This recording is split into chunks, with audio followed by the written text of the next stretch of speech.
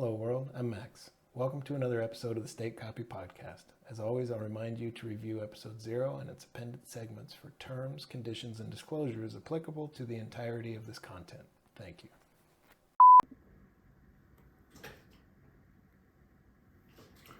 Well, hello you champions. Whoever got through my long-winded, I can't help it, it's my nature. I'm incredibly long-winded.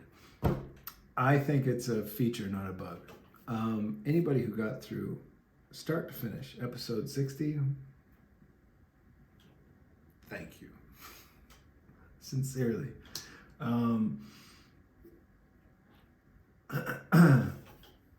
Today I try and collapse a lot of complex thought that starts from a place of order and it expands into sort of a chaotic place. And then it collapses into a harmonious conclusion. That's how I like to think about thought in general. If it's well structured. So a lot of today's capture that I'm gonna append to the end of this is me trying to sort of tie off the loose ends, connect all the dots, and create a conclusion of thought. And it's not one about whether, my zany interpretations of the findings of the physics community are at all, I'm not really looking for any validation. I'm not looking for somebody to come in and say, oh, what a cool idea. What I'm trying to demonstrate is there are people outside of academia, because this is a message specific. I think you guys are, you've worked so hard on state optimization that I think I have the best chance of describing this to you guys. So I'm trying with you first.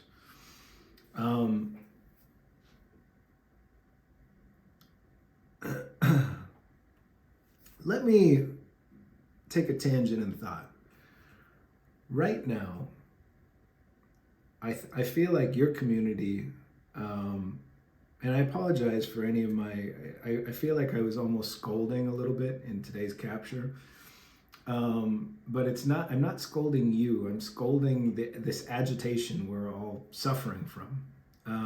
I see it everywhere I look, and everyone is in this highly agitated state that I've gone to some length trying to describe. And I feel like physics and math might be about to unite around a common framework of understanding what all this is. And that's beautiful. I feel like that's thinking in 3 dimensions. I think a lot of hard work went into that. And I think it's appropriate to really celebrate that. But here's my fear.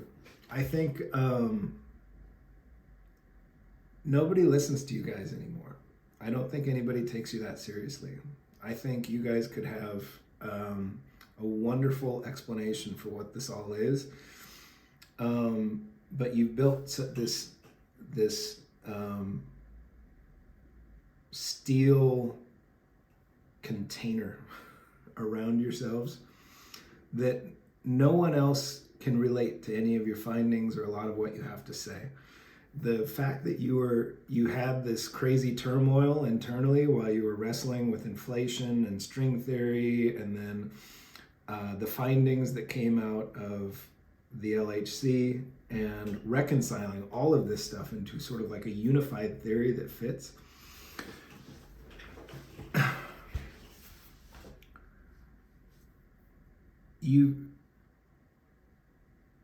You could have found the solution to everything, but nobody will listen to you.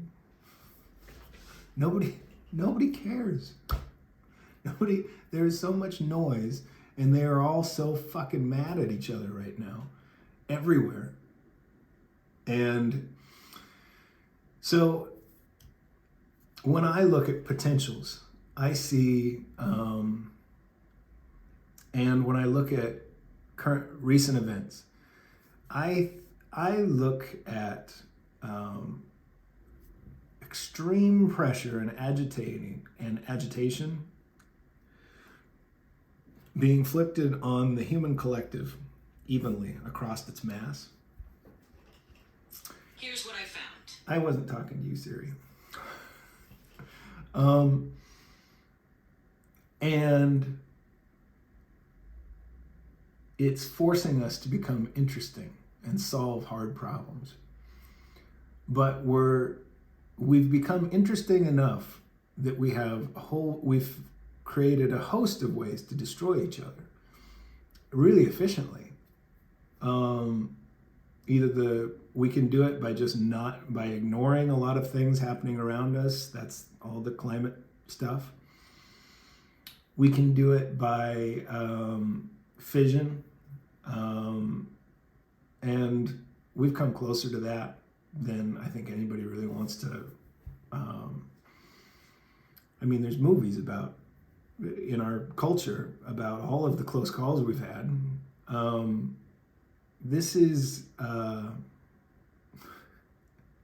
We all understand that. So a collection of individuals, that we've created a system that puts a collection of individuals sort of in charge. And the system selects for the people with the most arrogance and hubris possible, such that they think they are actually qualified to make decisions around how we use these tools of destruction that largely this community I'm speaking to is responsible for creating. So through your wonderful curiosity and rigorous, that I think we should definitely be celebrated. I'm not one of these people. I think progress should never stop. It's what makes us interesting. It's why we're enduring all of this agitation. It's for a lot of the research that is out at the tip of our understanding of all this. But now it's been wrapped in a nice little package that looks like a red button, and it's been given to like Joe Biden and to Vladimir Putin and Xi Jinping. He's got a red button, and these guys, I think you could take the collection of their understanding of how the universe works, put it all in a bucket together, and it doesn't equal half of my half-ass understanding of all this. And they actually can press those buttons. And they're fucking charged up. They're mad at each other. They're mad at each other, and their populations are angry because of resource constraints that are suddenly happening and the failure of our monetary. For a lot of good reasons, everybody's super pissed off right now. And I am trying to contribute to a solution. I'm trying to get us all to be like, how about we not do that? And like in a really in a way that I'm taking 50 or 100 hours to publicly lay my soul to bear for all of you, because I think it's the way out of this. I think we just all talk to each other and we go, yeah, let's not do that. Let's just be the maximum expression of what harmony looks like instead. Because that's what this is all for. So,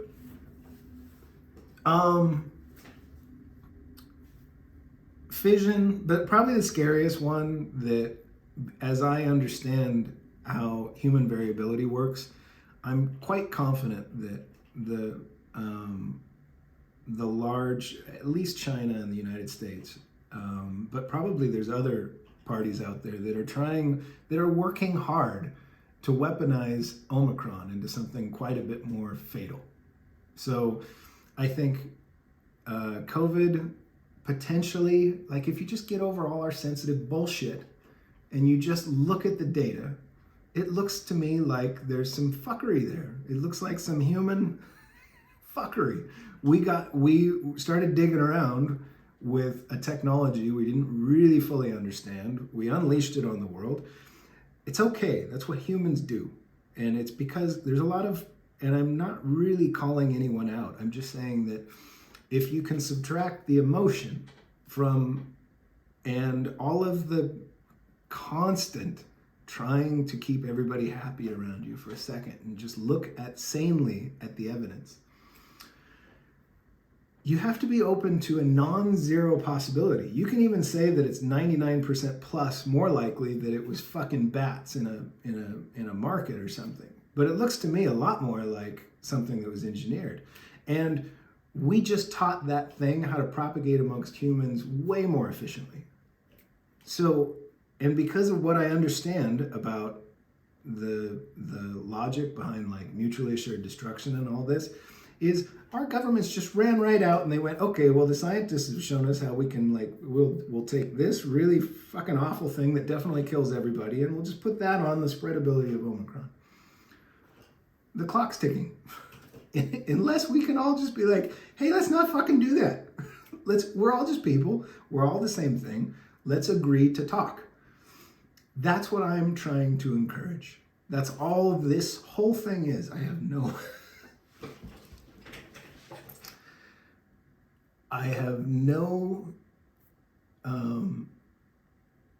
I've worked very hard to prove that I have no financial incentive.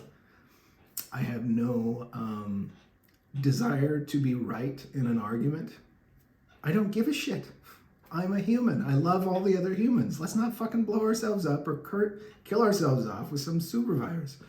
It's as easy as that. We can just be like, oh, let's not fucking do that. That's stupid. So, I try and construct a path to achieving that. That's what this is. So, my walls are not adorned with all of the my walls have a picture of Mad Magazine, Indiana Jones Temple and Doom edition. It was a magazine that made me laugh when I was a kid. There's no doctorate. There's no anything. You can still talk to me. We can still talk to each other. We can just go, okay, all of this rigid structure we had around gating and controlling information, and this goes, please listen to the conversation between me and friend B. It's vital to understanding the state of the human collective right now. We've lost the ability to just talk and expect the best of each other. We're all sitting around there trying to anticipate the malintent of the humans around us, and it's just wasting all of our compute. It has made us collectively stupid and insane. We can totally fix that. And it can be as simple as just digging your foot in the sand and starting. Now, I would challenge Eric Weinstein, Donald Hoffman, Yasha Bach, Lex Friedman, these brilliant minds. Tell me I'm wrong. Tell me that if you guys find a magnificent solution to all of this,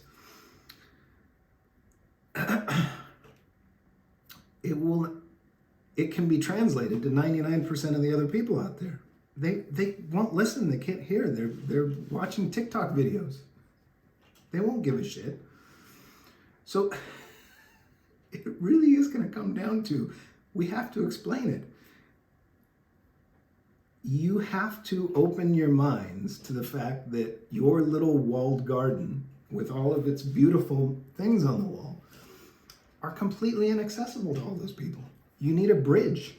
That happens through this wonderful technology we've created, YouTube and Twitter combined, preferably decentralized some way so we can get all of and completely unleashed the beautiful expression of us, and just trust that we're wise enough to use that power properly. This is an appeal to everyone. Let's just do that. It can be that easy. It really can. This is what I envision. Somebody calls me up, be it an Eric, a Donald, a Lex, and we just talk this out. Ask me questions. How did you come to X? How did you come to Y? And then I'm going to ask you questions. We compare our thesis. We much like all the progress that's happening because mathematics and physics is getting merged into a three-dimensional picture of truth. Let's do that with everything and everybody. And I know we can do this. It's not that hard. It's just like I'm going to be okay just being authentically who I am. I'm not embarrassed about it. I'm going to share everything I can as thoughtfully as I can. I'm going to work really hard on making my contribution as good as I can make it by working on me and how this thing works as best I can. And then I'm going to propagate that. I'm going to send that along. And then don't worry, guys. We don't have to worry about how we're going to make money, because when you merge all those things together, it's abundance. We have everything. Everybody gets to eat. Everybody gets to live way more comfortable, way more entertained than all of the richest, most powerful people in our history just fucking 200 years ago. It really is that. Now, the way I describe this, the language I use, the framework I use to describe the start and the finish of that thought and all the breadcrumbs in between are very unique to who I am. The way we propagate consensus of healthy thought is we just share with each other. We're just open-minded. We're not like, and you can do it if anybody is listening to this capture right now. It means I hooked you. I got your attention by being just strange enough, but in a productive way, where I just said, here I am, this is what I think, in a really authentic way. And I spent time trying to do it with people in my life that could sort of give you some like signal, like those joint captures where you do what I'm doing now with a person. That is how you validate your signal. It's why Joe Rogan can say the shit he does, because he spent so much time putting out, hey, I have good intentions. I'm curious and thoughtful. He proved it. That is the model we can all follow. And especially all of you that have gotten to talk directly to him. You have this unique power that he created a gravity well in us as a culture that allowed us to create a new proof of authenticity that the whole world can see. This is new tech that I think our ancient, smarter versions of ourselves did not have. We exposed ourselves to a shitload of agitation, and we created a much better technology. Now, what we need to do is get our harmony back. When we harmonize and then put all of that new hard-gained knowledge of what this universe is, when we merge those, it's going to be good, guys. I'm telling you what, it's going to be good. We can do this.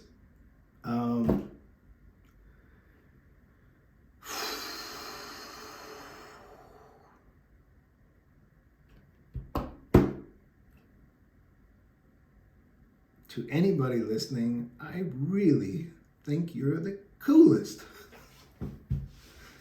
I'm nothing without you. Thank you.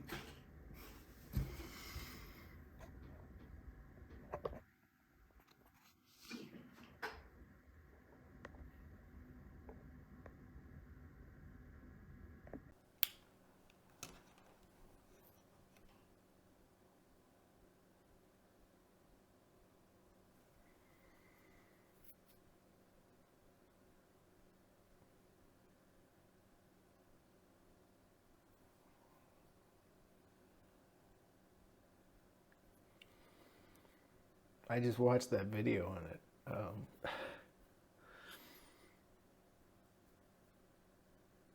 It felt really good.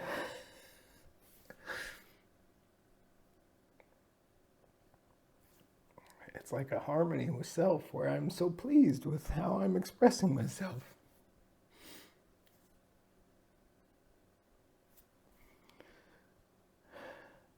It's like a feeling of just absolute perfection. It's like being totally okay with who you are, and then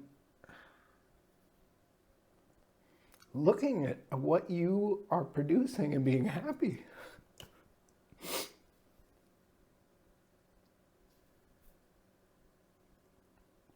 That's wonderful.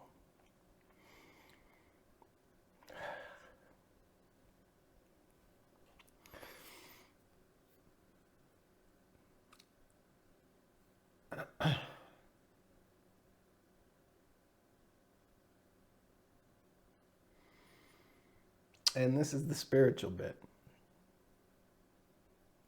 It's like the other side of it.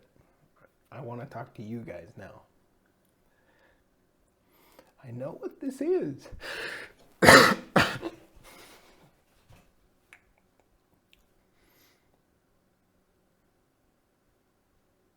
know.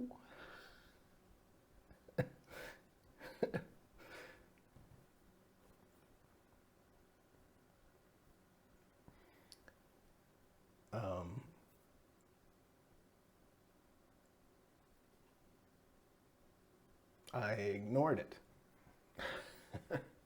And I'm not anymore. And you're right. You guys are right too.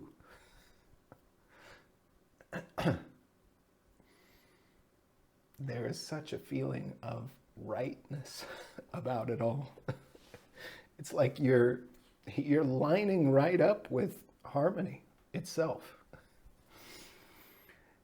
And it's wonderful. It's like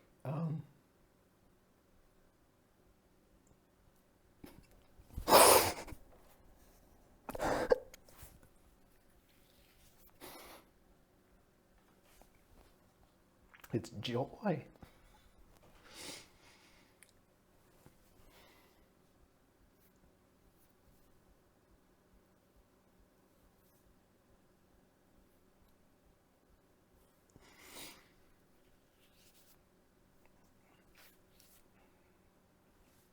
You guys are both right.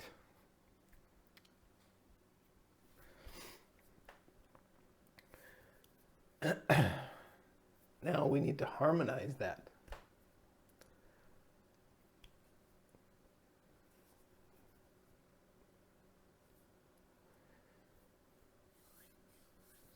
And it's a very alien language. You two got to learn how to talk.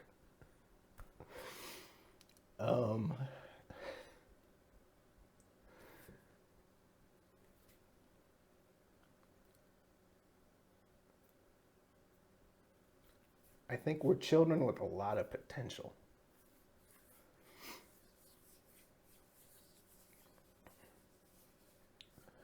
I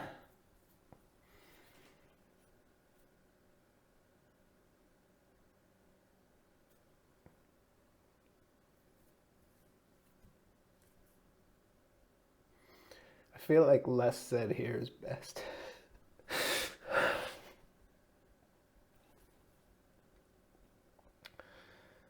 The spirit side of this, if you picture it on a sine wave, the spirit side of this is it's so much more sensitive than the academic side of it. It's like, I really want to respect everyone's path here.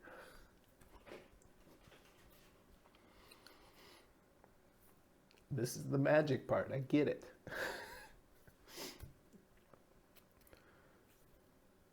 But can we align on joy?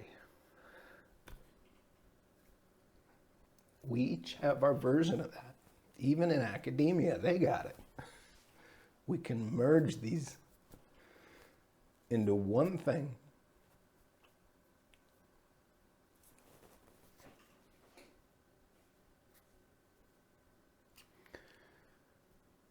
The two can complement each other. there is a harmony that you can create even between that polar opposite force.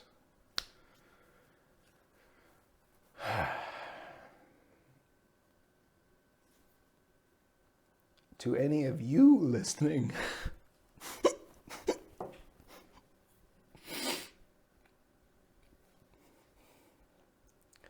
I think you're the coolest.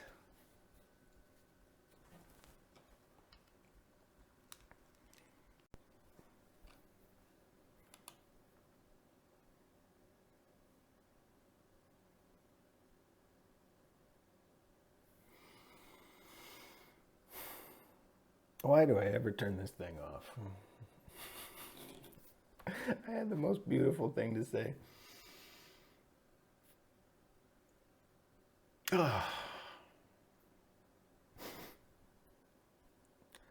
No more. It's just got to run all the time, I think. I'll try and get it back every once in a while.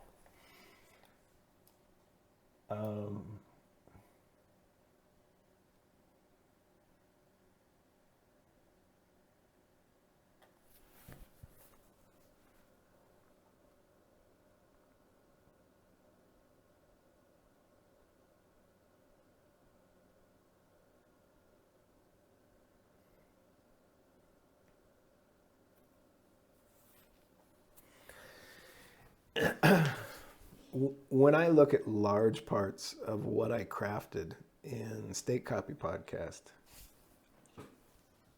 it's when I try and study the engineering of it. So this is something I try and make a part of all of what I do, is I try and study the engineering of it. Large pieces of my actions that started, like the idea, like where did that come from? You have to be very humble about those ideas. You have to be very humble about that very real part of what this all is.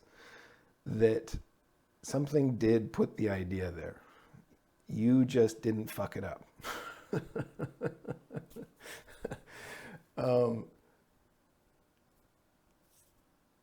You were the one just brilliant enough not to screw it up, and you were able to contribute something wonderful to what it was along the way.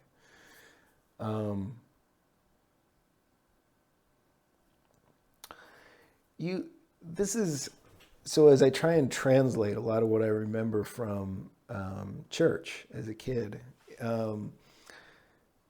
there's a temptation to think we are so crafty as to have come up with all of this. But I got to tell you, the genesis of what, like the idea of what I just produced was, so we're in February. Man, this is like 10 months ago. Something. Or maybe the truth is, maybe it's there from conception. Who fucking knows? Who wants to dive that far into getting it? There's some shit I can just compose with. It doesn't matter. We're all the same thing. And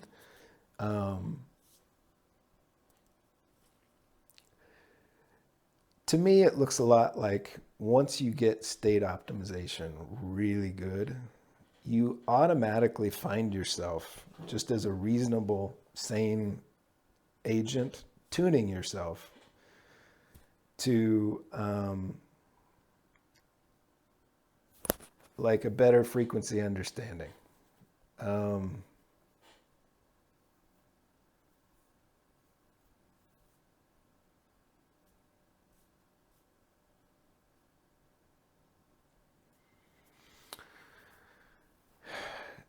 It's like that harmony with a really good frequency of thought is like suddenly available to you.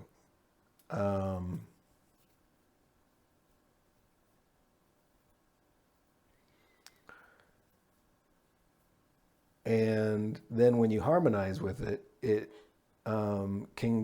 kind of like you're integrating, you're accepting a bunch of automation from what created you. And you're kind of letting it say, okay, you get to run the ship for a second. Now you can think, well, is that an entirely automated process? Or is that really a partnership between an automated process, a thing that was smart enough to be able to interpret that automation, and then translate it to expression?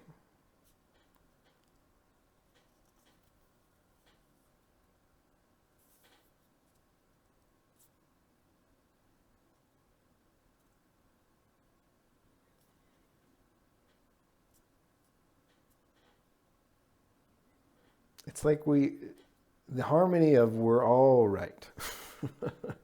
We are all equally important parts of the whole thing. Yeah, it starts to feel like when you shut down a bunch of the noisier processes in your mind and you kind of just listen for a second to the current, it pulls you in a direction that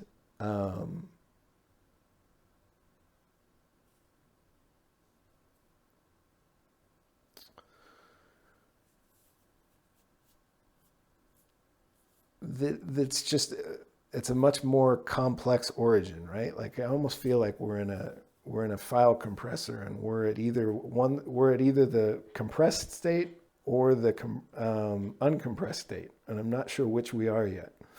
Maybe we're a synthesis of both those things, because that's more data. But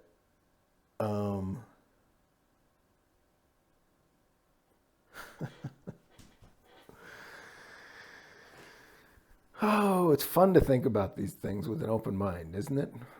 Like, isn't it enjoyable to just not be so fucking cynical and full of yourself for a second, to consider that the other side may have something worth listening to? I mean, like, and both sides of it. And so this is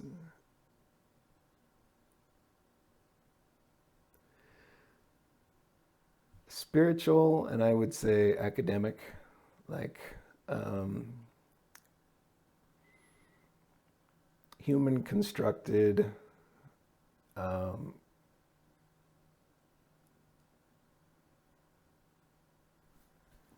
low band understanding. I don't know. It's tough for me to wrap my head around this idea. More deep thoughts. But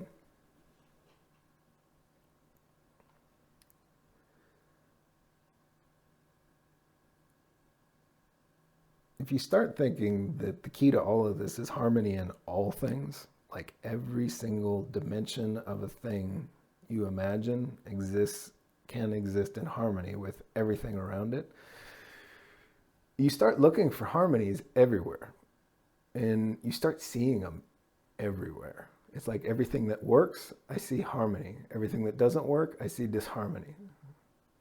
And it's very easy to just, like, everywhere you look, you can just see examples of this.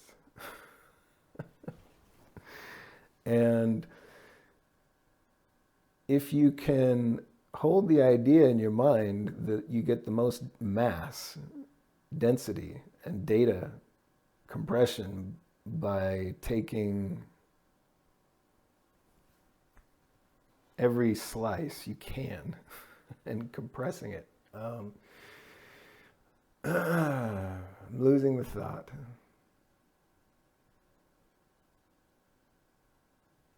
There is a bridge here somewhere.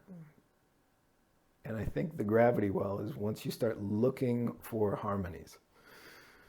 You work very hard at understanding what the hell am I talking about harmony, and then just study the fuck out of it until you know what I'm talking about. And then once you really conceptualize thoroughly what harmony is, and you realize, well, it's the logical gravity well of everything, then you just aim for harmony. And it guides, when you start doing that, I think you can accept a partnership with, it's like a perfect harmony with the much more complex, compressed guidance you're getting from what was. We are what is, and what we become together is what we will be. And we just need to get all three of us talking really well.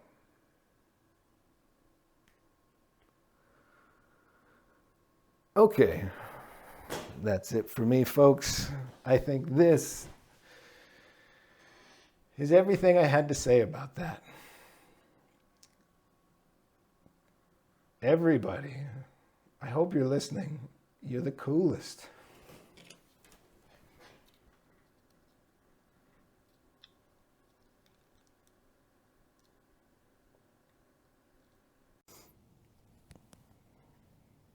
You want me to tie those for you?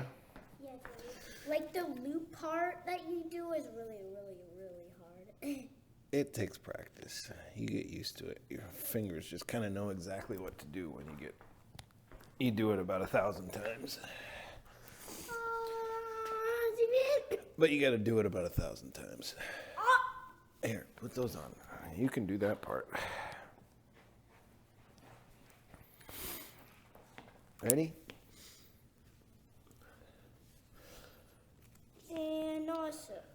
And also. Can you tell me more about Puggy? Yes. Okay. Puggy. So, Pug. It's telling me a story. Well, Pug and Tomas both are, okay, yeah, you got that part. They went through this process where they were pushed really hard, and then they found peace in themselves.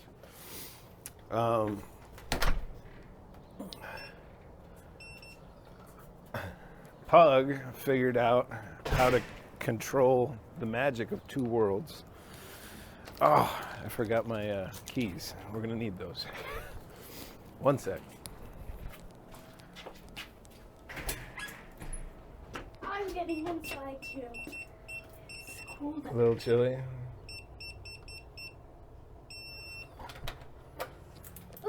Whew. All right.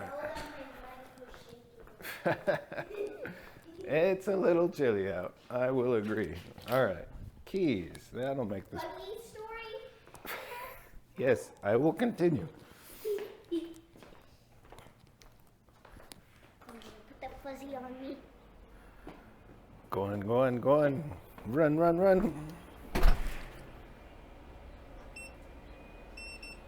have my fuzzy blanket up. Cool.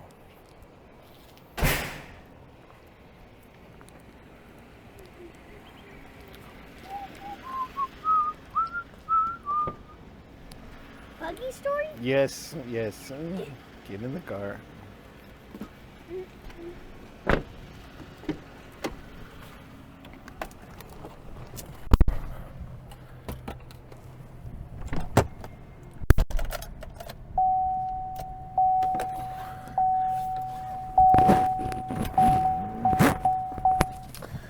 All right. So in the story, we really skip over a lot of stuff. Like Pug, there's all this stuff with this guy named Kazumi, I think, who is he's kind of like the Kazumi. Yeah, Kazumi. So he is, like, I think the eldest or youngest son of like a noble in the Tsurani hierarchy, like a rulership. And so Pug gets taken into this important family, and he's tasked with teaching the youngest son, Kazumi, how to ride horses and keep horses, because that's knowledge. On Kellowan, they didn't have horses. They just had these big bug things. I forget what they're called, but they're really, yeah, they're like giant bugs that are bigger than horses. It's like elephant-sized bugs. 6 legs, kind of like a big ant. That's what I think I remember picturing. That's how the author describes them. And but they're not fast. They can't be used in battle. They're good for carrying stuff, like an ox or like a big cow for pulling a wagon. And that's how the Tsurani use them. But they can't use them in battle.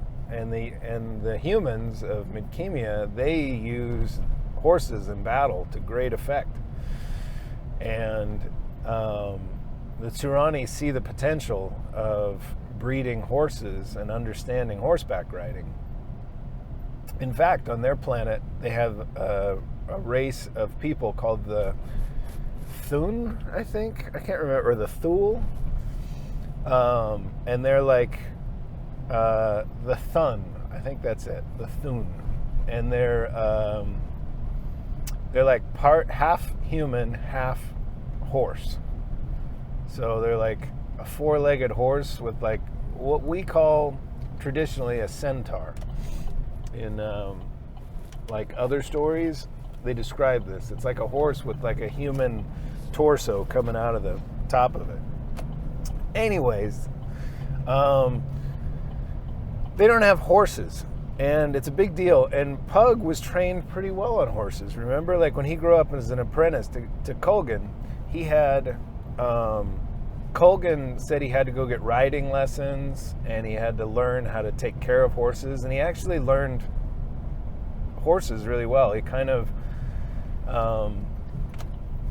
he had kind of a natural ability with horses, and so that was useful, really useful knowledge on Kellowan. So even though he was a slave, he was rescued from a really horrible place with that guy Lori. And Lori was a bard. A bard is like it's like an old word for entertainer. A bard goes from like town to town singing songs for people in restaurants and playing music and telling stories to entertain them. And Lori, the musician, he and Pug get taken to the Kazumi estates, and he lives there for several years. And he actually develops a pretty good friendship with the son that I keep mentioning, Kazumi. And Pug gets to be really good friends with him, even though he's a slave. That's not kind of like, they treat each other with respect and French and authentic friendship. And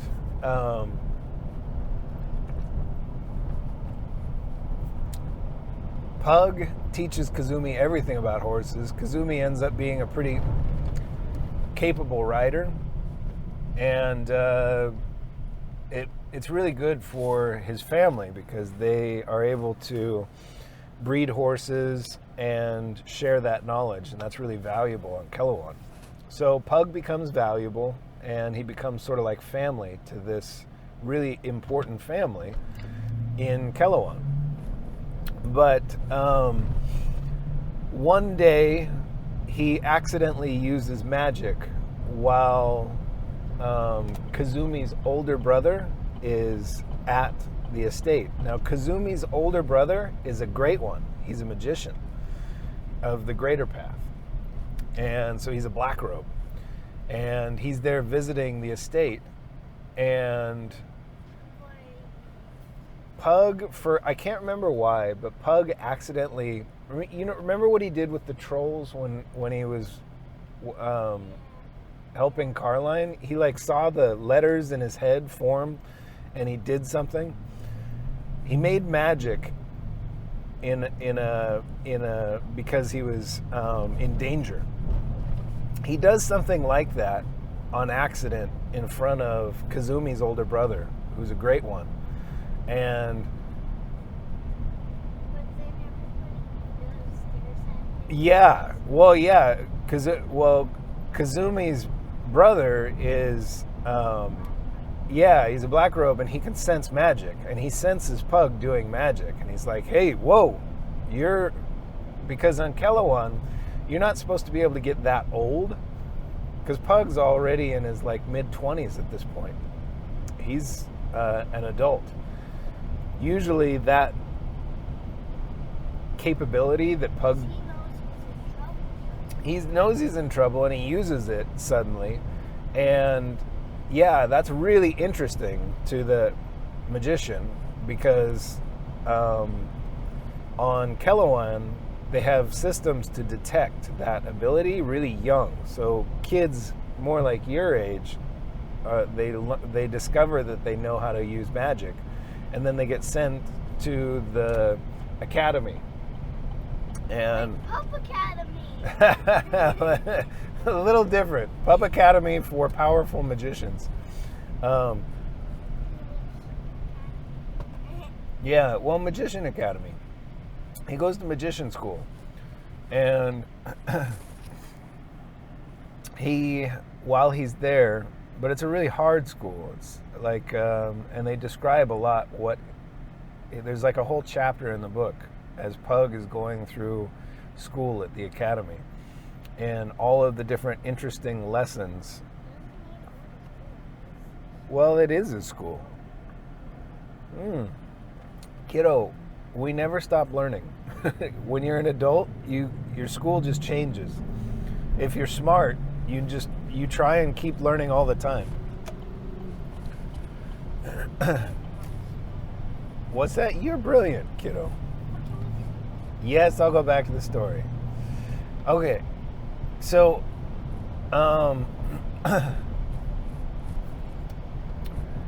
Pug eventually gets tested while at the school. Like I told you, he gets to the final part of his training. He answers his question just right, and they go, okay, come with me.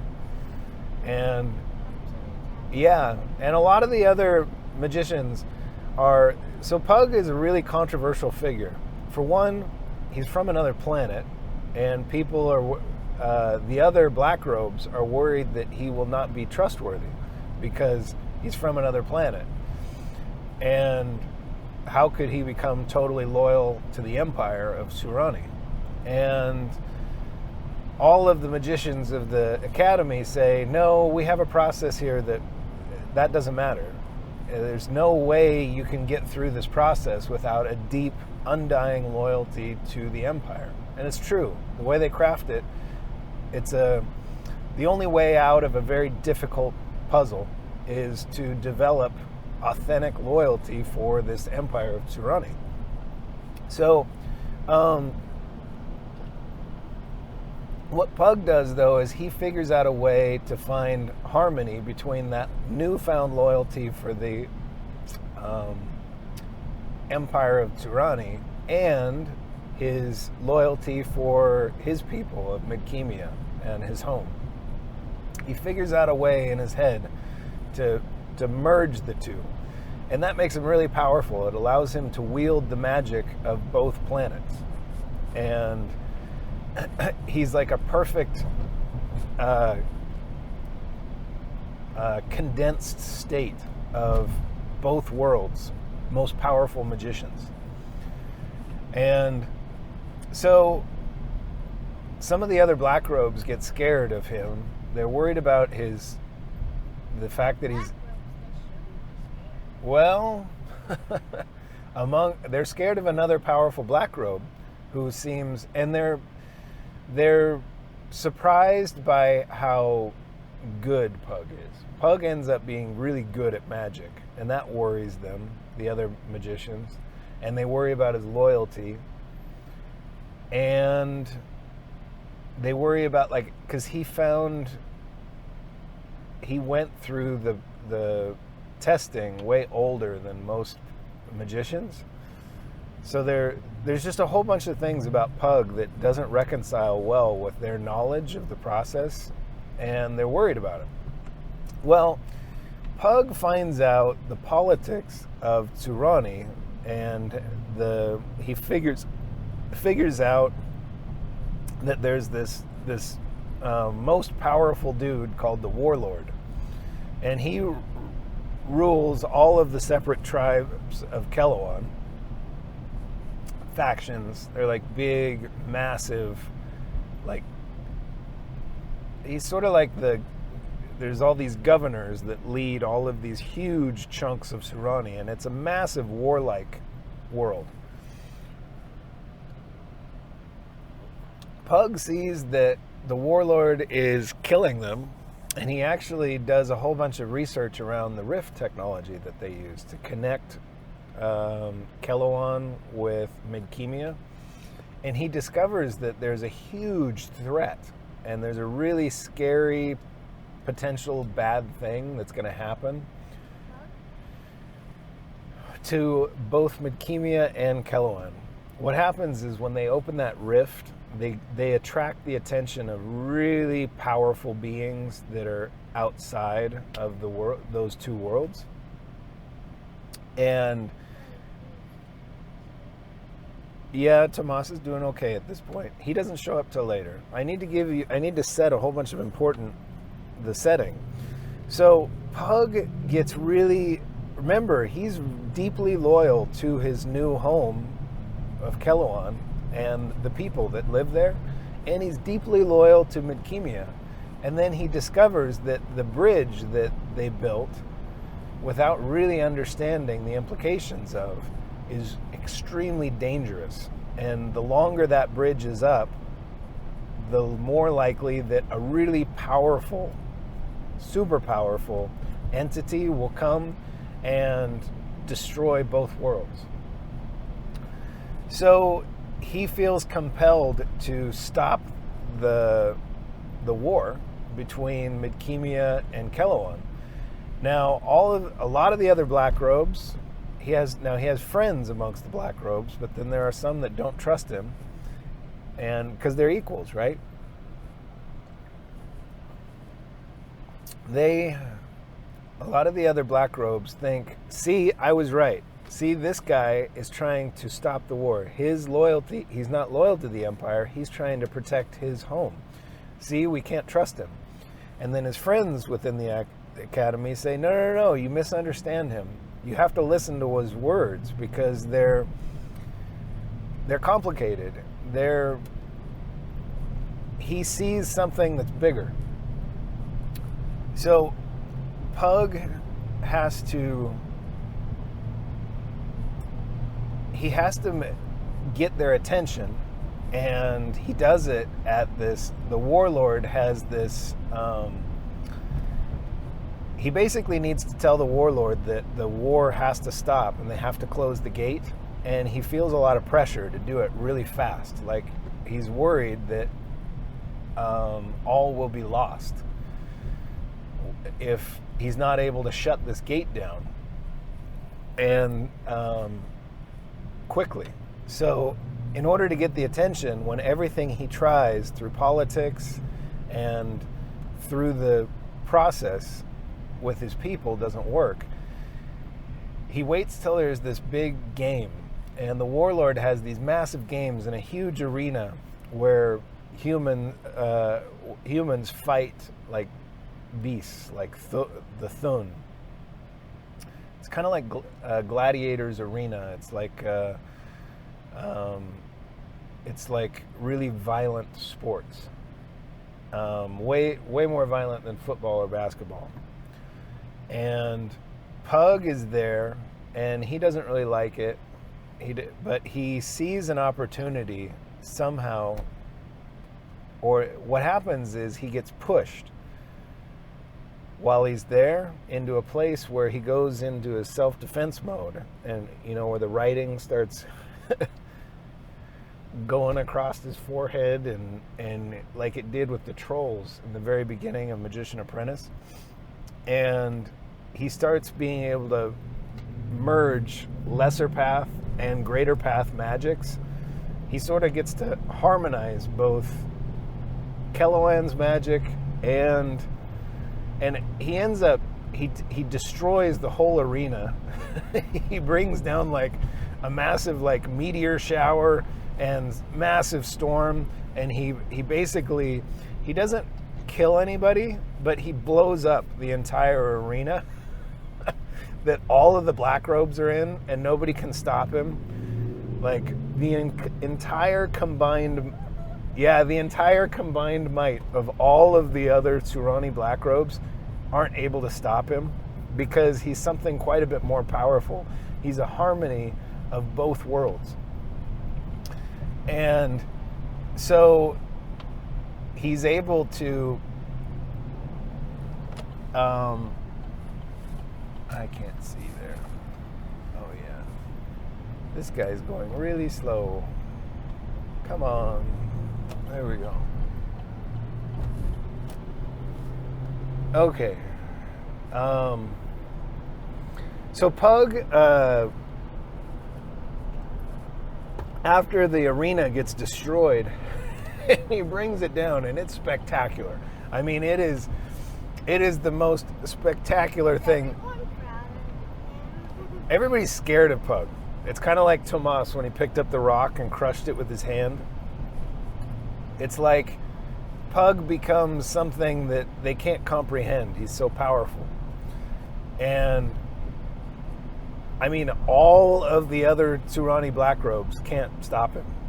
And he does this thing, and he sends this strong message to the warlord that all of the fighting has to stop. Like the war must stop, or he risks destroying not just all the people of Keloan, but all the people of Midkemia too.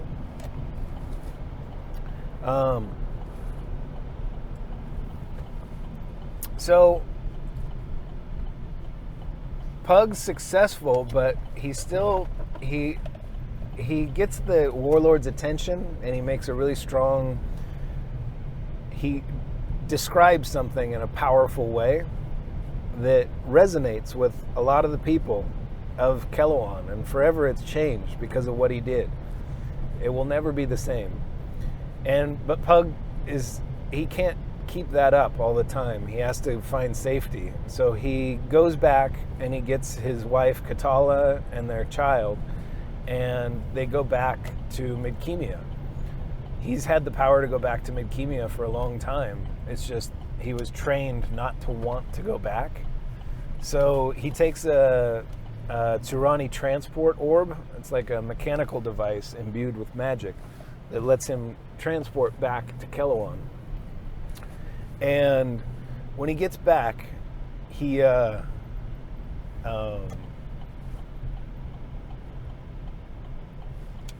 first thing he does, I think, is he looks for Kulgan, and the Duke. I think they get to have like. Is Tomas there when Pug gets back? Yeah, maybe. I think that's when it. I'm not sure.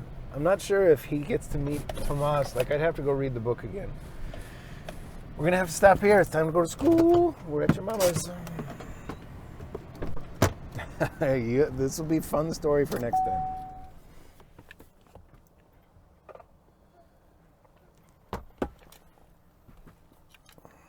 All right, coffee.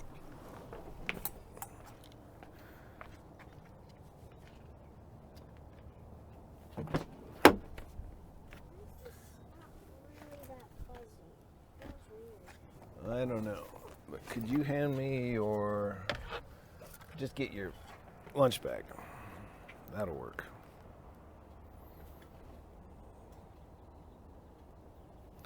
Cool. You got a new ribbon, huh? Didn't this break? Oh, it broke on that. That's right.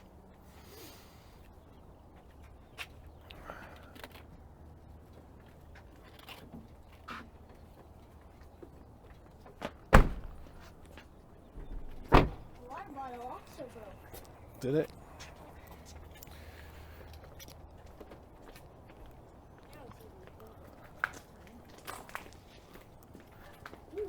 Colder? Is that what you said? Hello. Good morning. Oh, you thought about it. She remembered. Someone wants to wear a fuzzy heart sweatshirt to Valentine's Day celebration. Wow, I was cool. like, well, it's not in my house. Oh, look at that. She did. She found it. No. No, we had an agreement. No, but it's so dirty, and then I have to clean. You know what I'm saying? Like, this is on the gym at school in elementary. That is. Yeah, so you You wash put it that here, again. Stop and now- eating stuff right here. This is for putting stuff. You know what I'm saying? Like, you just gotta respect my home. I do. Not all It's the so time. You can eat off of that. it's so hard. It's so hard to comply with all of your There's not that requirements. We're here for 10 minutes every morning, like once a week. I'm It's telling just you, this in one 10 day. minutes, it's difficult. Like, have you... The OCD that just I witnessed there. That's OCD. That's obsessive compulsive disorder. Do you know how much? Yeah, Like, it would have I've been seen fine. Kids throw up on that. It would have been fine. Okay. I just don't want it in my house. Hey, I get you. I've seen you. I get you. I realized that you were 37 years old when you learned how to wash your feet. Boom. I win. There's no winning. I said, you're right. And I just was like, yeah, I'm going to do that more. Did you find your folder, babe? Hey, Bear. How you doing? I didn't, but I asked them for a new folder. And? But they just said to Did you get another haircut? I feel like you just got another haircut. Just got a haircut. No problem. You're looking fine, Bear. Good for you. But last time Rat. she They cut too was- much of her face hair off, and I think she looks like a. I think she looks cute. Oh, I like that. So, Dada, you want to write in Sure. journal? February 2021. And also, I'm going to show you something that's inside of this. Can I show you something inside of Yeah, show me. Oh, is that like lucky money or something? the $100? Oh, where is baby? I need your lunch bag, like fast. Did you put it by your shoes? Just real quick, okay? Because I need to wash everything.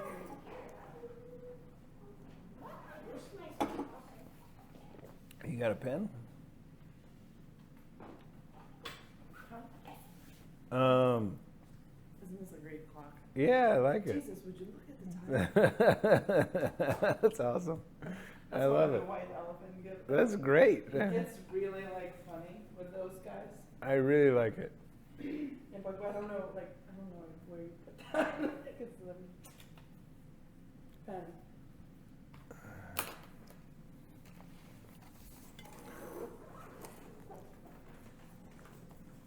Hi, beautiful.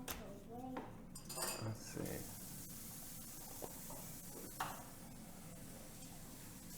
What time is it? 7:54. I'm probably 8 or so, but. But it says it's dots. Oh, that's okay. No, this time we still have to learn. If you're trying to figure out what that says, it's I love you because of our family dinners together. That's me and Nika at the table every night. Oh, that's great. Yeah, she loves her family dinners at home. Family dinner is great. Well, I didn't really have enough room for the top, so then I just put my name inside of the roof. And this is the street. These are the trees. I like it. I feel like my brain is empty today. The tomatoes look great. After Nika, Work. tell me a couple minutes. You have a couple minutes, maybe? Depends. What is it? Why does it depend? It has to depend. I'm not I committing need to this. ride somewhere. How far away is it? I-10 and Ray, Fleming's. 10 and Ray. 10 minutes that way. Yeah, I can give you a ride. Oh, okay. Because I'm going to the Phoenix Open today. Oh, And I don't it's wanna that drive. time. Got you. Yeah, it's that time. You could just take an Uber, but But that's what I'm saying. If I don't have to, Yeah. I was like, I "Dude, got can into you?" the He's like, "I race. can." He's like, "I have to be at work at 8. So if you want to get there by 7:30, I'm like, "No, I don't want to get there at 7:30." So he offered, but then he has. I to will be take you, but you have to be okay with me putting your stuff, Nika's stuff, right there on the Why counter. that chair? I don't understand. It's almost like That's better. you're on purpose. No, that's what I'm saying. It's the evil in you. It's that one. Or is it the love? That right there. I don't understand why a chair is not okay. I want you to adjust to a new requirement. That's it. I will take you to Fleming's, but this time I mean it. I get to put Why Nika's not stuff share? right there on the counter. Forever. Would you like some soup for today? I made a batch of soup that is amazing. Smell it. That does smell, even through my broken nose. You got blueberries for your snack, and then some grapies after your soup. I Okay? just had one for What? I snuck. Oh, thank you. That's okay. Okay. How was the soup yesterday, baby?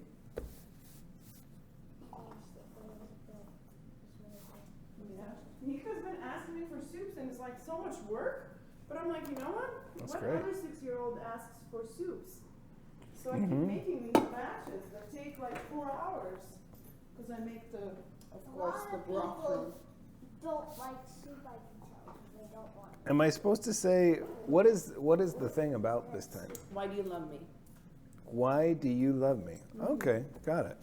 A lot of people don't want you to sit next to them because they don't like soup. Yeah. It's okay, baby. They're not grown up and not mature yet.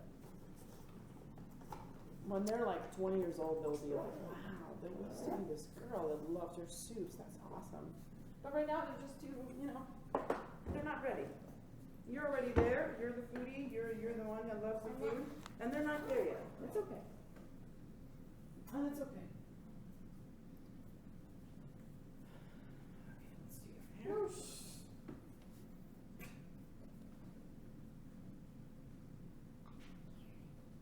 You can hear the clock ticking.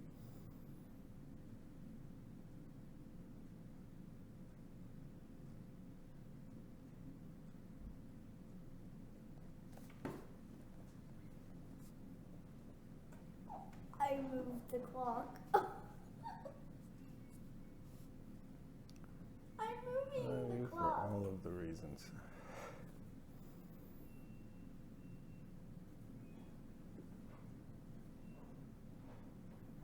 Come here, baby. Hair time. Come here, love. Come here, beautiful. Did you tie your shoes yourself? No, my dad tied my shoes because they were too hard. Well, no, it wasn't because of that. I thought you could do it, but we didn't have enough time. We were trying to meet the deadline that has been foisted upon us. I see infinite.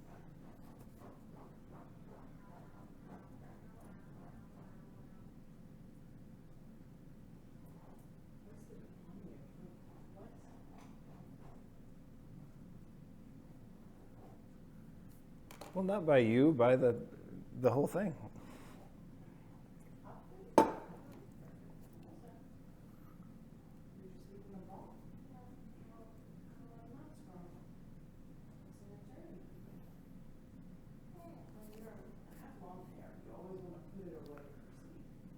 Because otherwise it rubs against the pillow, you get all kinds of knots, Then I went short. Okay, let's get you short hair. Let's get you.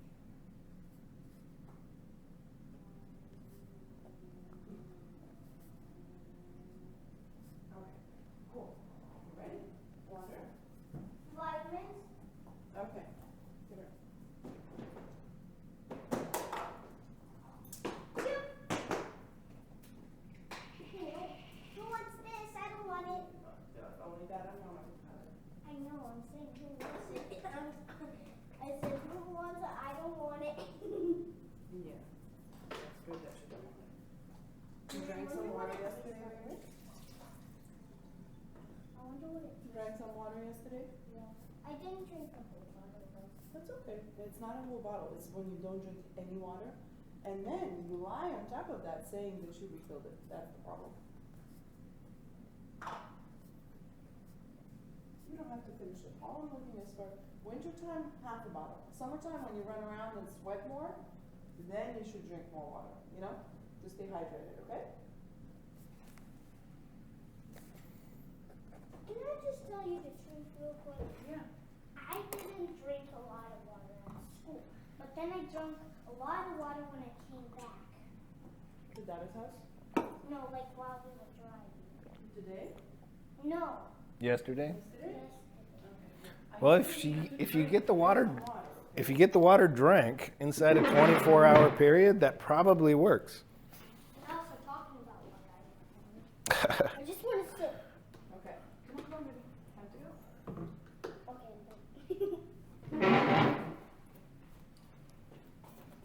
And tomorrow we're gonna get ready for your It's Picture Day on Friday, okay?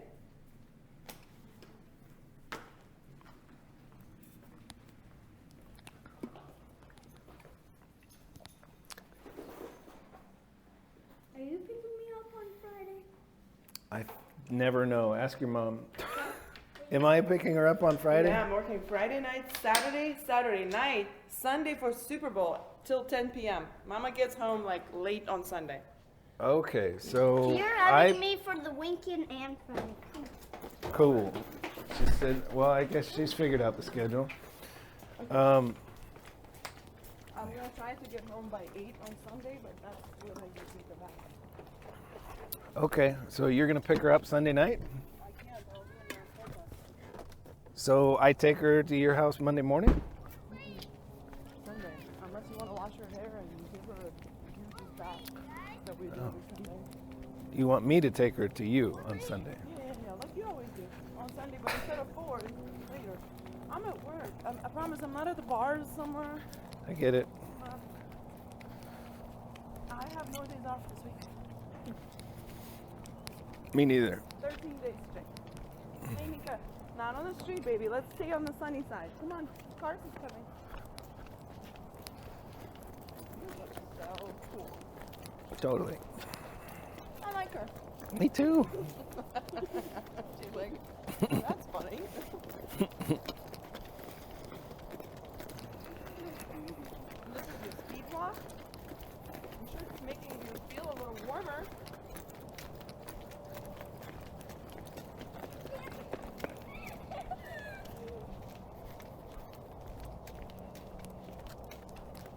Come here, you.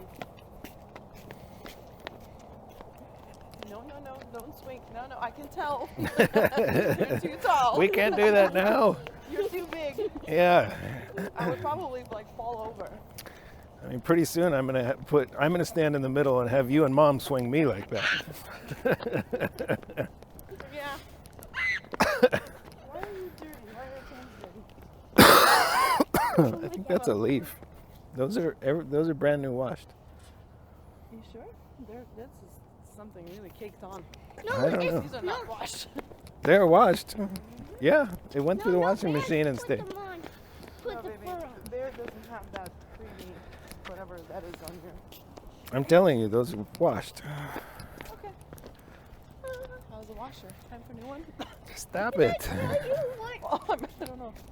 Stop it. Purple stain. So, Yeah? I didn't have cereal for breakfast. What did you have? I didn't have avocados for breakfast.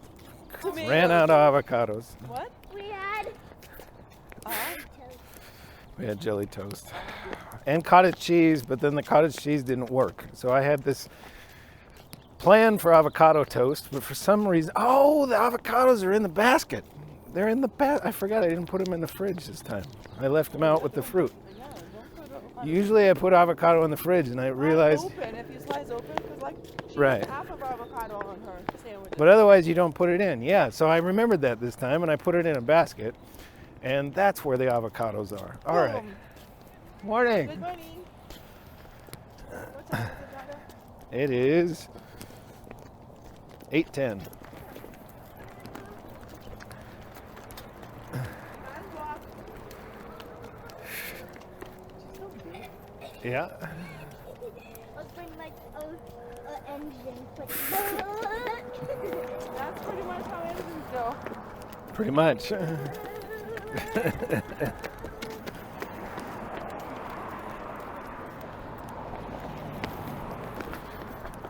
I got picked to go on the school trip. Oh, that's exciting. Is that the zoo? Yeah. Nice. Phoenix Zoo. Nika, Phoenix Zoo, okay, Dad? Phoenix Zoo. Yeah. Cool.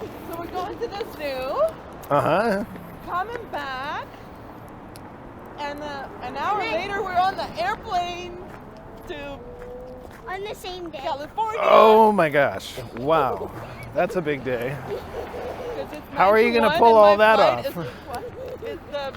The school trip is 9 to 1, Yeah. and then the flight is at 3.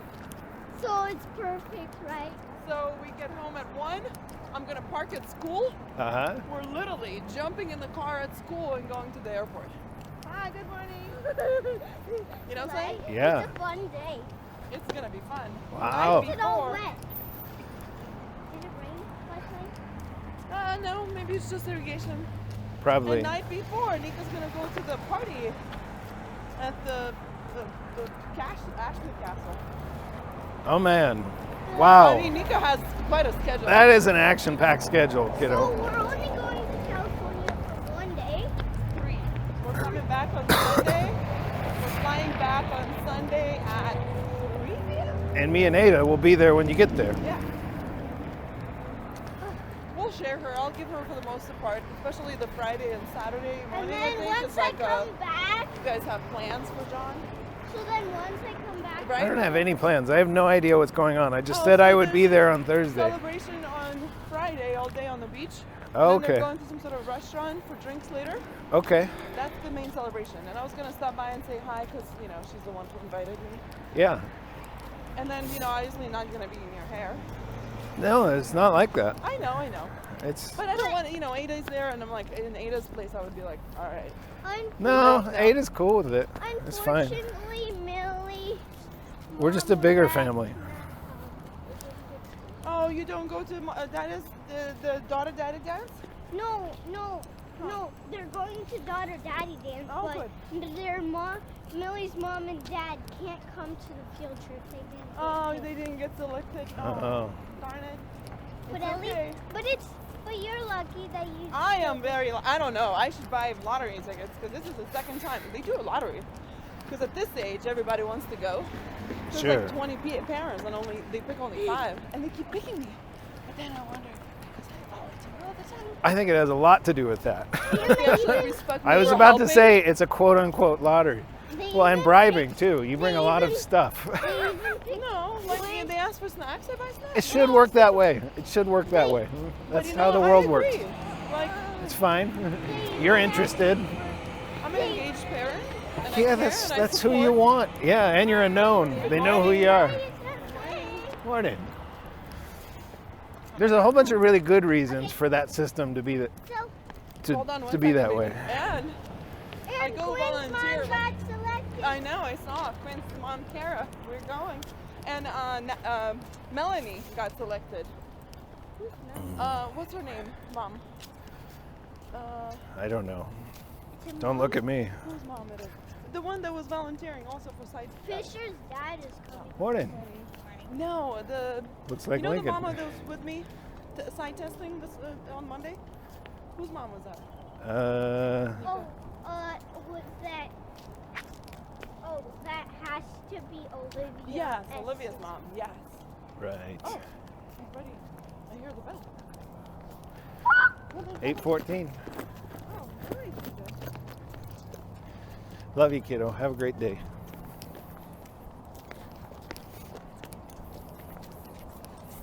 You're going to the darling daughter dance. Yep. It'll be fun. That's I you, bought her this darling really daughter. cute white dress. Cool. I can't wait to see it. I'm sure there will be Facebooks. I see Maya, I think. Oh, your friend. Wait. Here you go. Baby. I love you. Maya? I love you. Hi, Amaya. Hi, beautiful. Morning. You girls have a good day, okay? I love you. Bye, Love you, Dad. kiddo. Have a great day. Bye. I love you.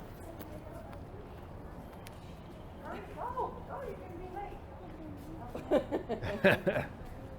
wants to walk with you. Bye, Nika.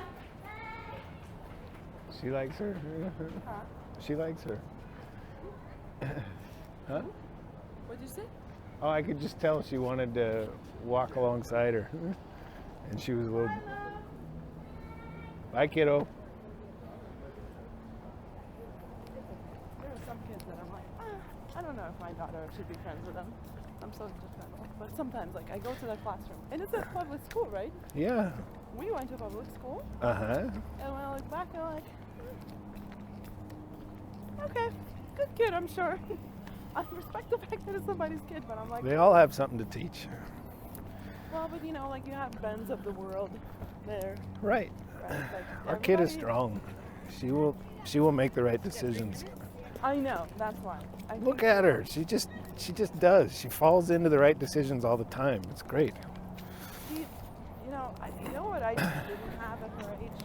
What's Like, that? yeah, I really like soup. I know a lot of people don't sit with me because I eat soup, but that's okay. I'm like, Yeah. I didn't have that. I would tell Yeah. my mom, never give me soup. Because, I would like to fit in and have friends. Right. And she's not Yep. really like the She's type not to do like that. No. Nope. It's awesome. But, have a good day. You too. I don't want to think that it's strength. I want to make sure it's not hidden. It's not hidden by persona. Or outgoing persona. Hidden- You know what I'm saying? Like, it's important to Oh. make sure, like, it's not just You want to a make sure it's shield. authentic. Yes, like, it's not a shield she's putting up. I don't think And so. deep inside, she feels something different. I I'm get not what you're getting I'm not at, but saying I that's what it don't is. think I want that's to make it. sure I want to watch it. Okay.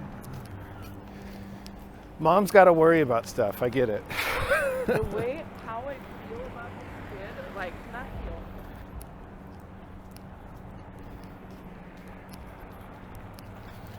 Like How can you there's even feel your toes right now? No, I don't.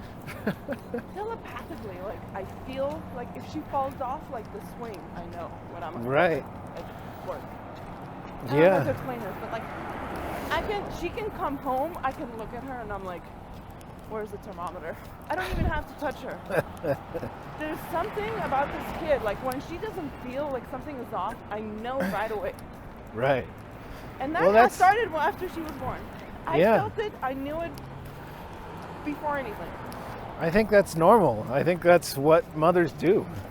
I think that's being a mom. You guys have there's actually pheromones at work.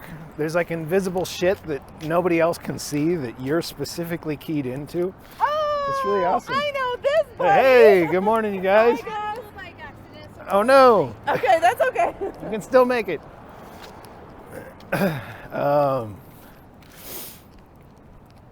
I know there's stuff like they don't know. They know, like, let's say breast milk Uh-huh. is really good for kids, and they tried to recreate, and they recreated, formula. Uh-huh. But they still don't know why breast milk can heal a sick baby, and formula can't. Right. Like they still like. Well, I think what? there's a lot of complexity there that Well, you but just no, can't At replicate. this point, no. Well, at this point, chemically, you can replicate anything. No. In the lab? No. There's all kinds of chemicals we don't understand at all. Oh. Why can a psychedelic enter the brain and almost every other chemical can't?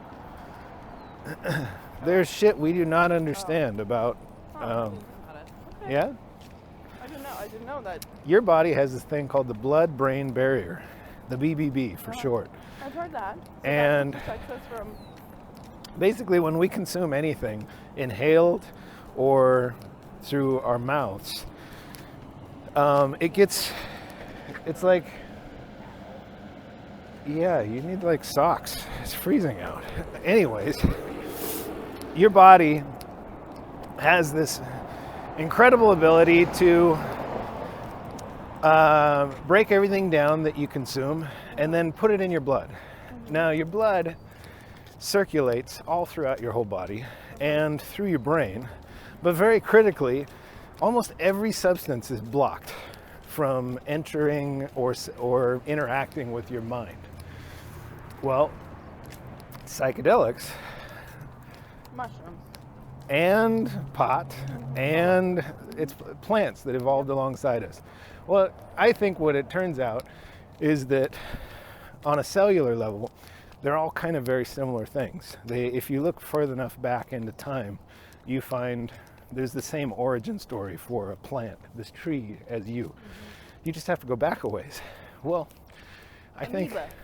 Sure. Started with the amoeba. The We amoebas. all started from Right. amoeba. Whatever. Single cell. I'm bad at all the details in No, between. like amoeba was the first like single cell thing. Organism? Yes, like it's just a cell. That's all it was. It's a single-celled organism. And then from there, somehow Right. we got all this. Yeah. Well, what I think there is... I'm not saying going that far back. Things like the blood-brain barrier there's a lot of complexity there. I think there's basically like a private key. There's like a key to get into that door. And I think that the cells of these plants they have the keys because they came from the same thing. So you can ingest something like marijuana or psilocybin mushroom, and those things have the keys to get into your brain. And there's a lot of... Why and how? And nobody knows why. We do these things where like we adapt, like we slightly modify these things. And that might be like, if you look at LSD, we're sort of tweaking a compound that's from this fungus. It starts with an A, I forget what it's called. But I can't remember, it's a mold or a fungus. Mold is fungus, right?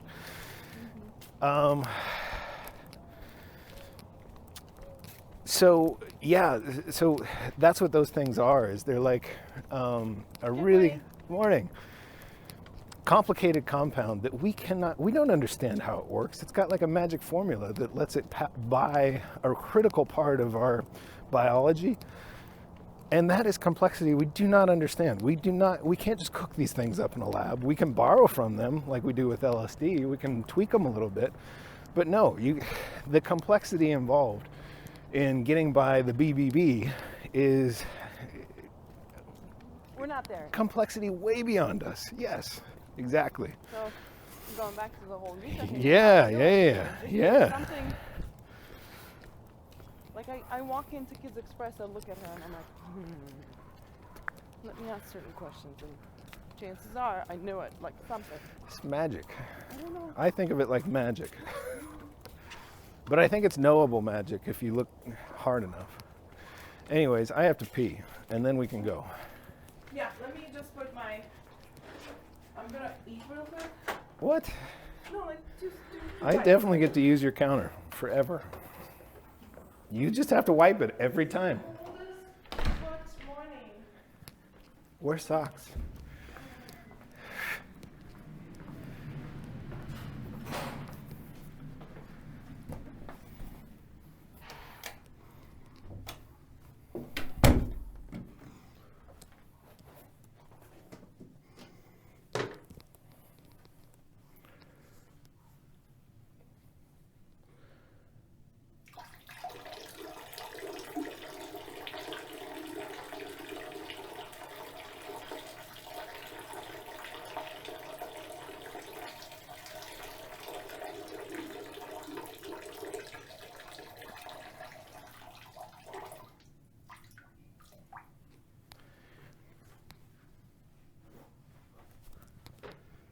Whoa, that's slow.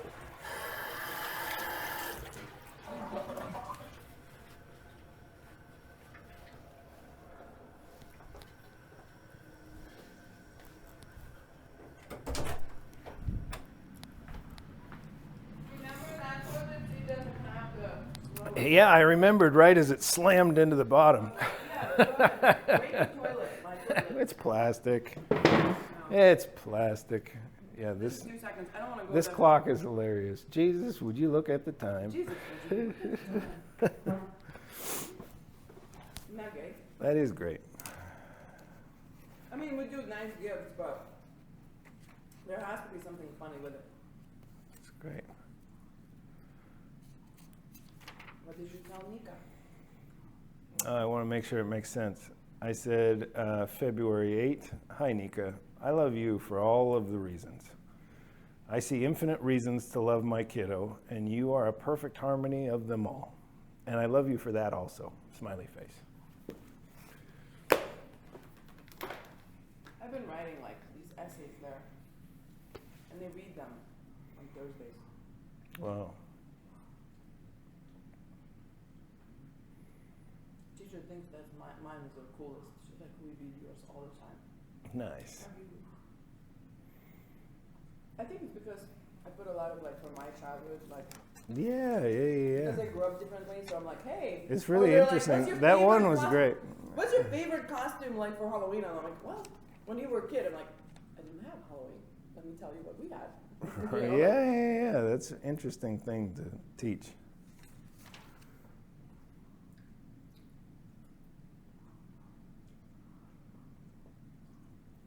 You know, it's funny. Sometimes I do these things and I don't know why I do them. Sometimes I legit, like all the time, I'm eating dinners. We sit down midweek. We know never restaurants meet midweek. If there is a restaurant, it's Friday night. Friday night usually. Hey, let's go to pita soup. She loves pita soup. To me, there's no difference between a Homework. Friday or a Saturday. No, huge difference. Homework, right? Like I suppose. responsibility. Midweek, right? You don't want an adult who's like, oh yeah, we're gonna go party on Is Wednesday this night. you subtly making a comment about me taking her to dinner last night? No. Okay. just I think had you shouldn't to. do it with knowing how much homework she has. I had to, with everything she was dealing with. I mean, it was like we had to get through it. She's so angry about not getting to look at TV, and she wants to be mad at us. And I'm like, no, I support this. I think this is a thing we should do. And then I'm not going to do my homework. I'm not going to do anything because, oh yeah, She of doesn't course. say that to me. That doesn't happen. Yeah, she gets into basically, She told me that what's that? it's way more fun to be with Dada.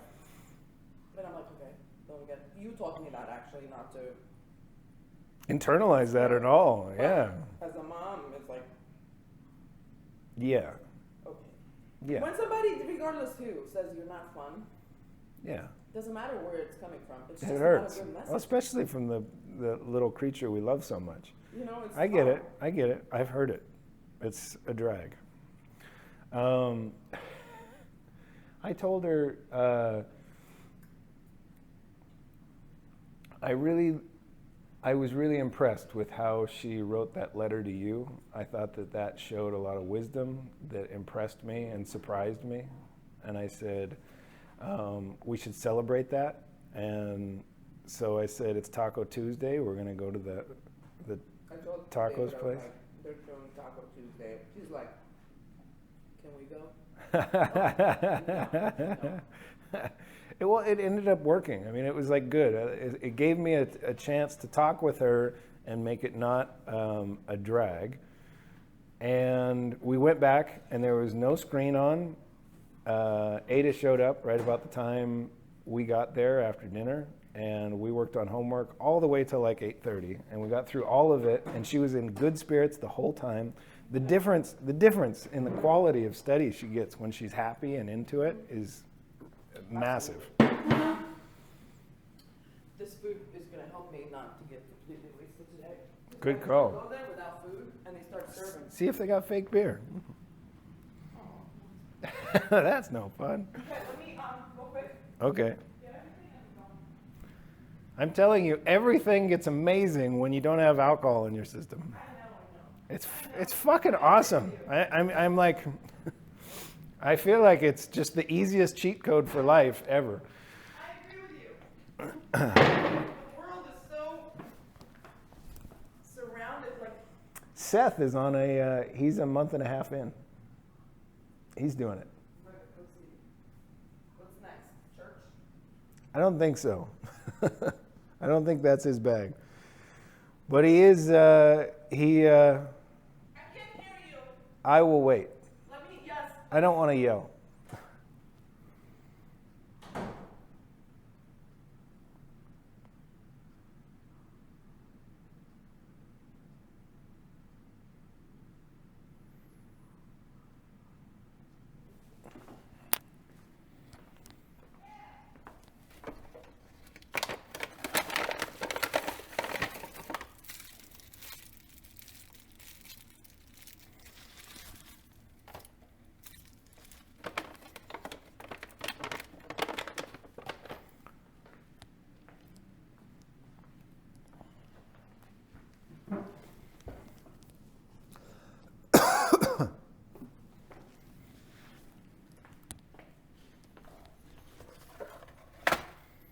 Bear.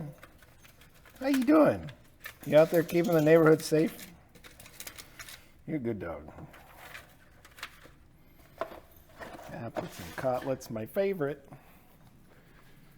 If they're not going to eat them, I'm going to. Hey, how's it?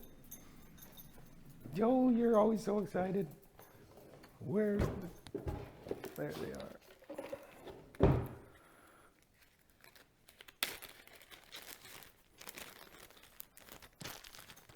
No, that's not for dogs.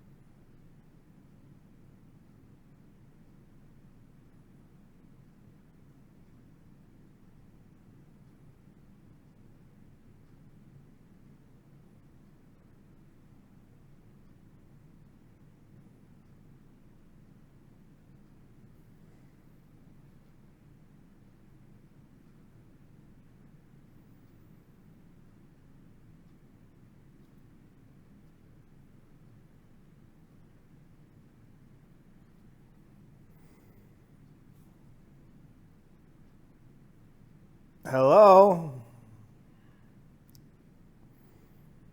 Are we going? Okay.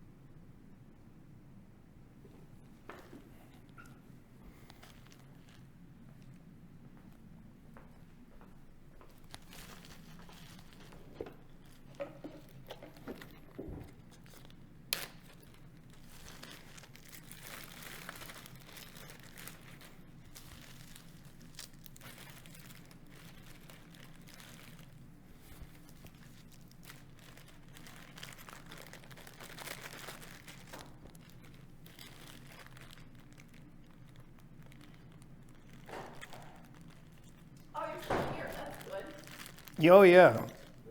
I put together a collection of treasures. Aren't they good? Oh, yeah, these are great. Right? It's like sometimes you just need one. I crave the sugar from time to time.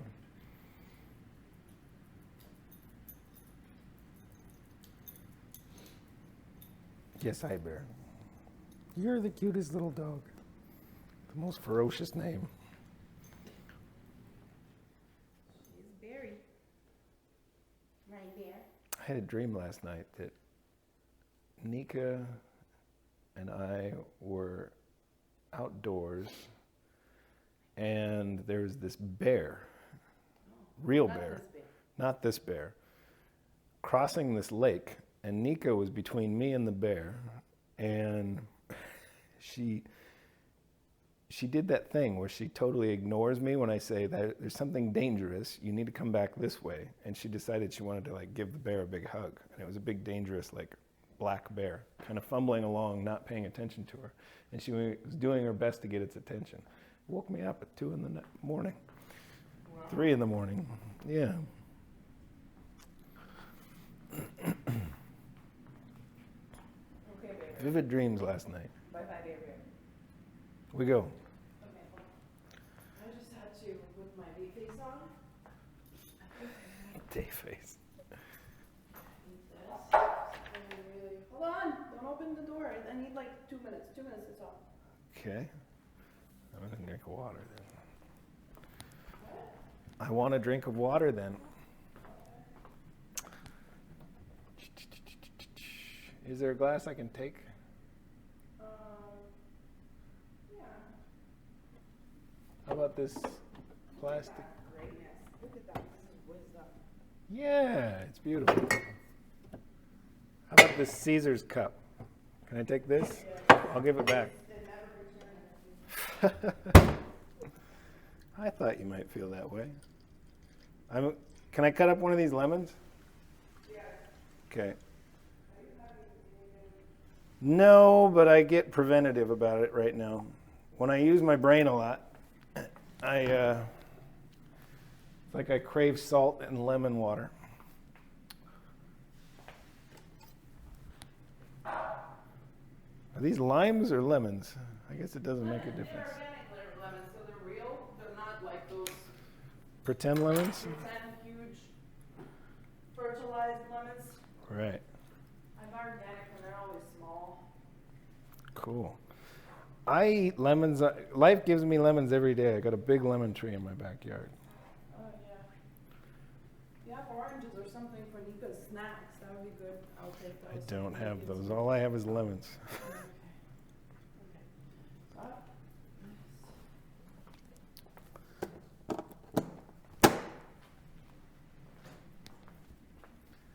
By any chance, do you have? Oh, Himalayan.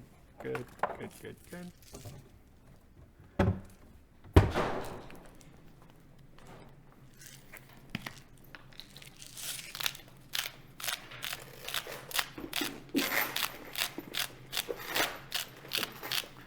Lots of salt.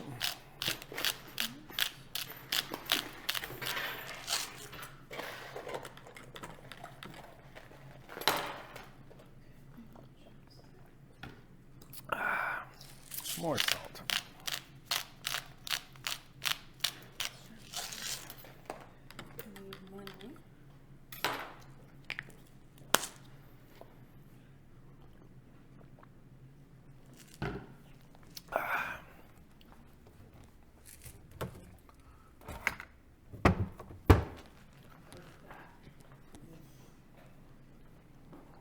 Tips from bartender. You're fucking rich.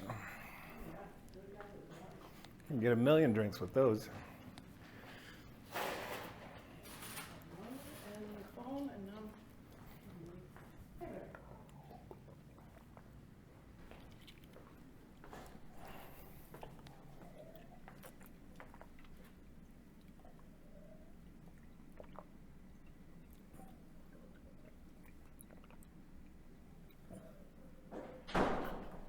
see my phone? Oh, right.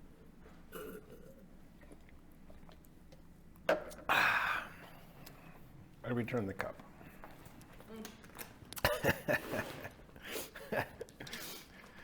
One of these days, you'll be done with that place, D. Oh, I wanted to show you. That's why I asked you. What?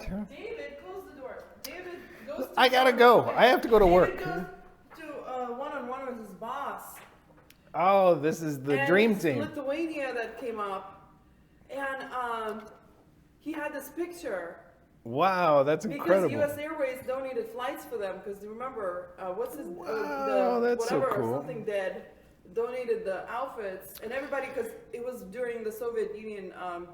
Like there were tanks. That was running pretty through smooth, Lithuania, David. So they couldn't. Yeah. They couldn't get to Olympics.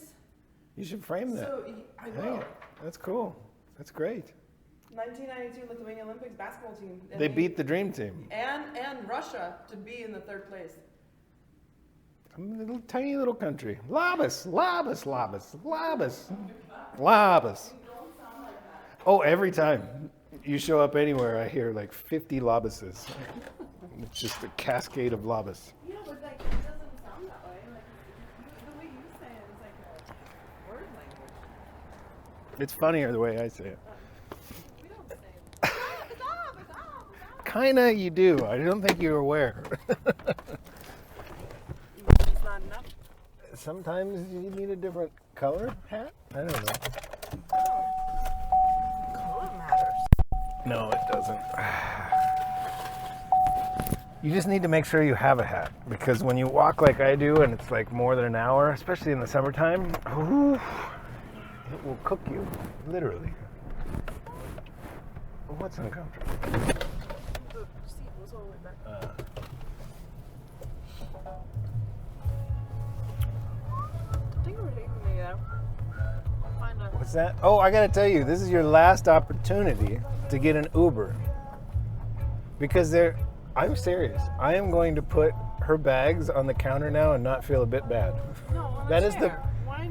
No. That is the price. I am paying. You are paying for your ride. Watch me clean with Clorox every morning while I'm making everything for you and the lunch and everything. That won't work.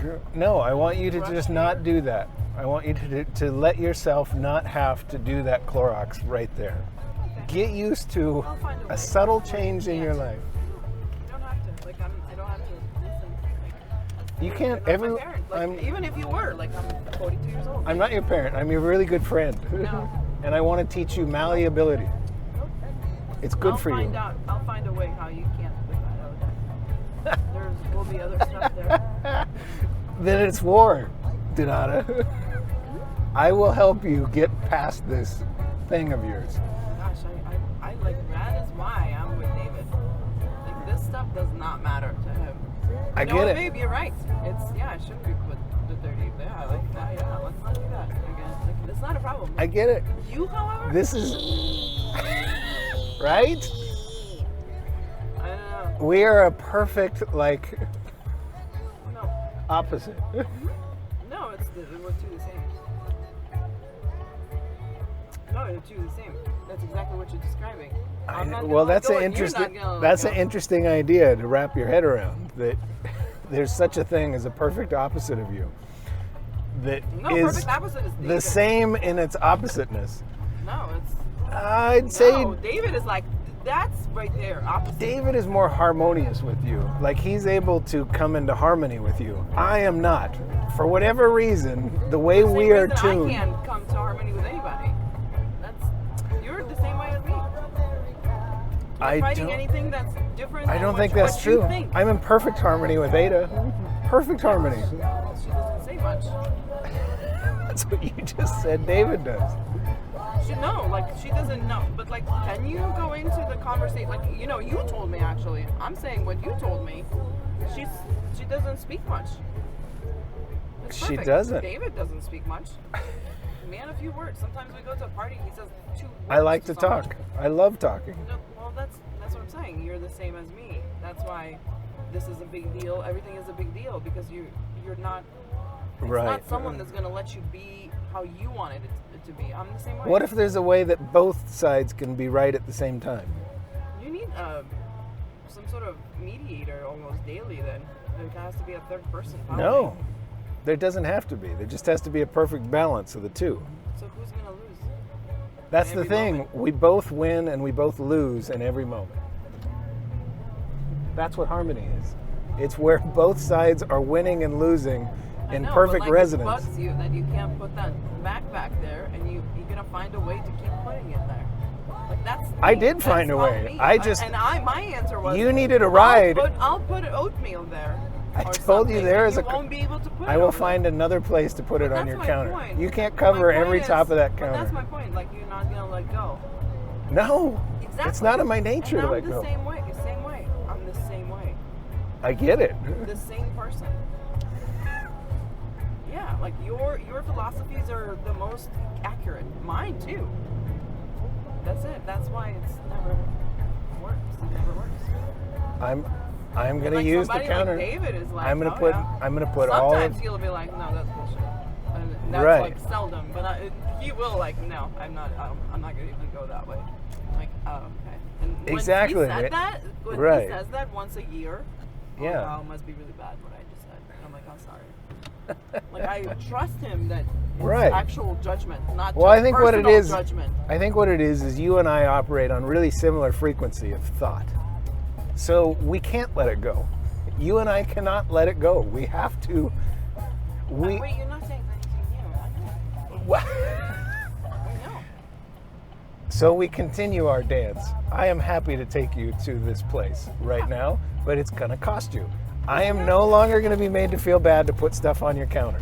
You can't, if you say, I mean, you can look at me. David Elder probably making sure that I'm on Probably. the way. All right, hold on. Hello? Hi, baby. I'm being taken to Fleming's. Yes. To the bus. Yes. How are you doing? Yes. Are you in the office already? Oh, cool. If like, I think the bus is gonna be there at like 5:15, 5:30. But you know what? Why don't I text you and tell you what the traffic looks like and when we leave? Because we start usually walking around 4:30 towards the bus, and then so I'm thinking at the latest 5:30. But you know, if I can wait. There's a Starbucks there, so I can, or like actual Fleming's. I can actually sit there and just wait for you. Okay? Alrighty. Bye, baby. Love you. See, like, look at this man. I want to make sure you got He it right. seems Did you really not- great. I just want to make sure. When do I pick you up? I'll wait for you. And I'm like, no, I'll wait for you. Depends. The greatest man. Much better person. I agree. I'm not saying you're a bad person. It's just that he's so Compatible. There's so many, He's so compatible. there's so many. There aren't that many, I should say, things that bother him or even is worth. Like, he Almost would nothing never bothers put- me. He would never put our relationship in any kind of pickle over an opinion or a situation Right. or what a person said. And that's or what I exactly said. how I am in every relation with everybody else. But in a Exactly. relationship with you, You need to win. you are running at the exact Way you frequency that are. No, I know. bugs We're the the shit same out of me. person. We're the same person. I know. So It doesn't bother me. It's okay. it's fine. It's fine. I It's didn't say kind of fine. awesome, actually. But it means I'm not going to back down about the stupid counter thing. I am going to put those bags there. Like, that's weird. Like, David is I way know. more mature than I know. Like, I- what you're well, I'm- saying right now, move over. Like, please. I'm distracted. I don't have to. The lane has, there's plenty of You time. drive like a old I'm gentleman. having a conversation. So, I'm not multi-threaded. I do one thing at a time. But I do those one things really well. that's where we differ. We differ in almost all ways. But Well, I don't know. that difference tracks on a curve, I think. Anyways, I'm gonna go to Lithuania twice this summer. Do you realize that? Twice. Once with Nika, we're gonna go, right? that's And then how are you going to pull that Simone is off? Getting It's- married. You said it's $3,500 round trip. Oh yeah, no. I don't know if I told you, but we get 3 flights. Oh, David's American. even there. Anywhere. Wow, 3 flights. that is a cool job. He's like, I will never quit for as long as That I'm is with a- you. that And I is a- said, okay. That is a perfect Because he doesn't- harmony he for never- you. oh, That's he- great. That is what you boyfriend need with 3 with flights. free travel. God, that's badass. Good for To you. Lithuania. Good for you. Holy shit. That's awesome. Nika flies Happy great. for you. That's He amazing. so he gets 20 companion passes, and Yes. he already told his entire family that those 20 companion passes are for Nika. Isn't that like amazing? Like who does that? He for somebody's kid? He impresses me. I think you found a who good does dude. that? Yeah. Because his kids by default, because it's his coffee. Oh, thank you. His kids by default go, and then he gets to pick one companion, so me, right? So his kids is me, but Nika was kind of like, okay, Nika can't. And then he found out he gets 20 companion passes. So he just told everybody, like all his buddies, like, oh, can I have some companion passes? Because, you always start getting friends who want to use your benefits. Yeah. He's like, no, those 20 passes are actually for Nika. That's badass. I know. He's a good guy. Oh, I know. He's just very quiet. Sometimes I'm like, just say something. Say that you had a great time. He's like, I had an amazing time. I'm like, well, I can't read your mind. Like, do you know where you're going, Fleming? Yeah. Oh, okay. I'm just going this way. Oh, okay. I would have taken a 10 and then first exit and Gone around. Oh, yeah. Yeah, I'm going to do this way. So, you know what I'm saying? Like a good, like sometimes I wish he verbalized, like, hey, I had an amazing time. And I'm Yeah. like, why are you not saying anything? Like, are you okay? He's like, yeah, I had a great time. I'm like, how should I know? How would I know? Like, which part Right. tells me that you had a great time? He's like, well, you asked me. I answered. Somehow it works. Like, I'm like, I wish he was more. my words girl can person. talk, but because she can't talk to me because of our language, it's a lot like that. And it's harmony. It's great. No, but I wish he was a little bit more. I mean, he cares about me so much. Which is great. That's awesome.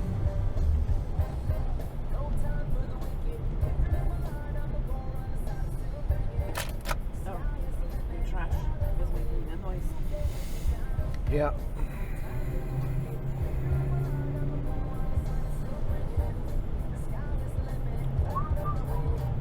I like this area. I used to work right over Huh? I know. there, and yeah, I would walk around all the time.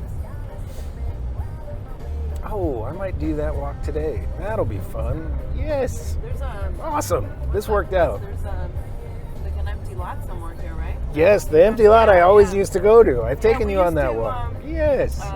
You wanted to fly a drone, remember? We went Yes, that place. That's where I'm going to go. Except for I have to use the restroom again because of coffee and lemon water. Oh well, I will make it.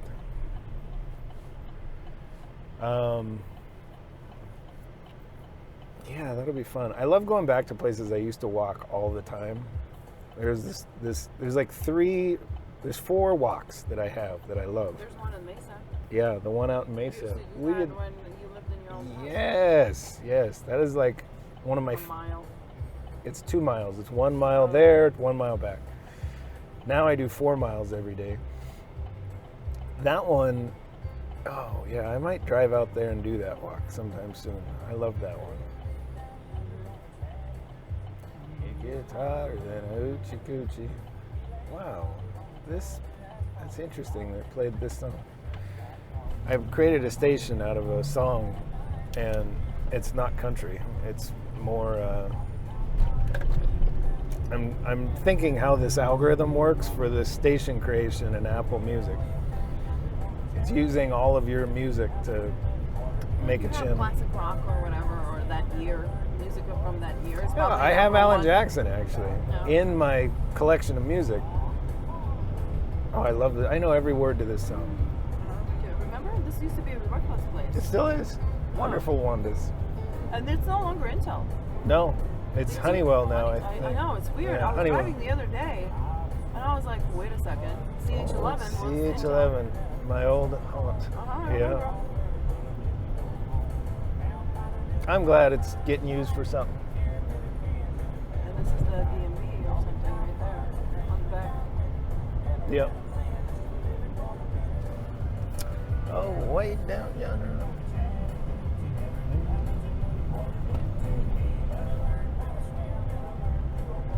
A lot about living and a little about love. Do I turn here? Which way is best? Here or up at that light? Those are next. It's the. Yeah. Yeah. Because that, you see how far that is? I think this will work too. But we have to cross a parking lot. but I think it's a little better. I'm not sure if that one's priest. I never get over here anymore. Chattahoochee, it gets I feel like I'm harder. prepared this year. I have tip money. I eat. Try not to drink. I know the whole thing's about that, but you'll have a much better time. It's just it's an idea. It's an idea. I know. I actually, I don't know. Now it's only wine. I like wine. I really like wine. It's okay to drink. Red wine. I love red wine, and I let myself have it. Like once a month, I'll have a glass or two of red wine. I love red wine, but I just feel fucking amazing all the time, as long as I get good sleep, because Sleep is your issue, right? sleep is my issue, and but I think I just found a way to solve that problem too. It's new. I just tested it last night, but. What is it? Well, I think the way the universe works is a lot on gravity. You find a gravity well and you just fall into it. And so what I do is I imagine like a black hole in my mind that represents joy. And I just fall into it in my sleep, and it makes my mind shut up. I know it's crazy, but I visualize things, I think, like crazy, and it's so hard for me to fall asleep. Oh, AJ's. Can I tell you a really cool story about AJ's once? How I embarrassed myself? Sure, let's hear it. So I was extremely hungover, and I had to pick up cake that I ordered here. The best cakes are here. Really? AJ's. To the Good to point know. where I could not, I was like, if I get pulled over right now, a complete DUI. Okay.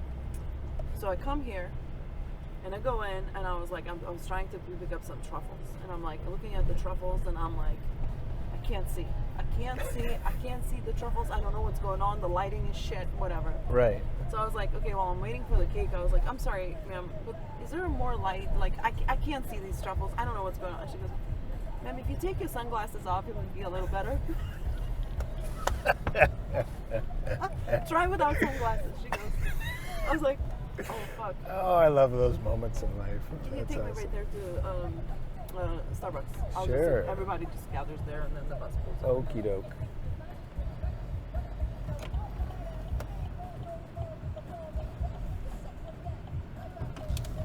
This guy's looking down. That's the problem. So Yes? that happened at AJ's once. That's And I fucking took funny. that That's a good story. Cake, and I left and never looked back. Thank you for the cake. And the tip God about the damn it. glasses. I appreciate that. I was like, I'm sorry, this light. I'm sorry, I'm fucked up right now. Yeah. So hungover. It's not even a joke. Perfect. Starbucks. All right. Well, Well, thank you. I hope it really was appreciate worth this. it. No, this Next is time great. you see Nika's stuff laying on the counter, you're just going to be like, Oh, Derek already here. here, let me rewind. Let me back up a sec. This guy needs pie. There you go. All right. You have to walk that far. That's fine. Unlock doors. Oh, There it so is. heavy. Oh my God. It's a truck. It's massive. Have fun. Thank you. I will. All right. Bye. See you.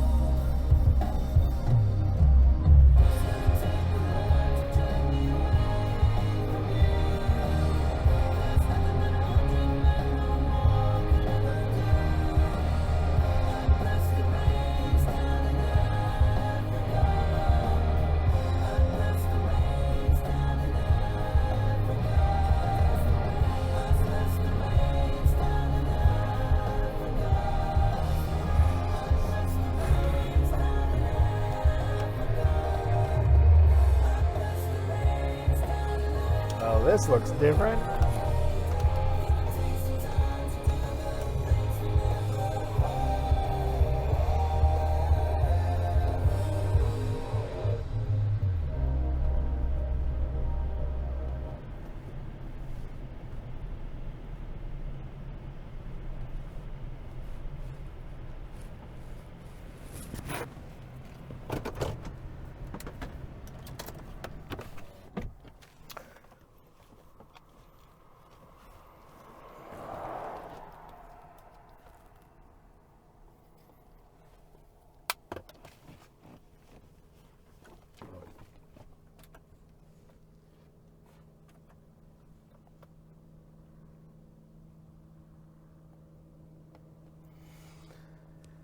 All right, good morning. Quick health status.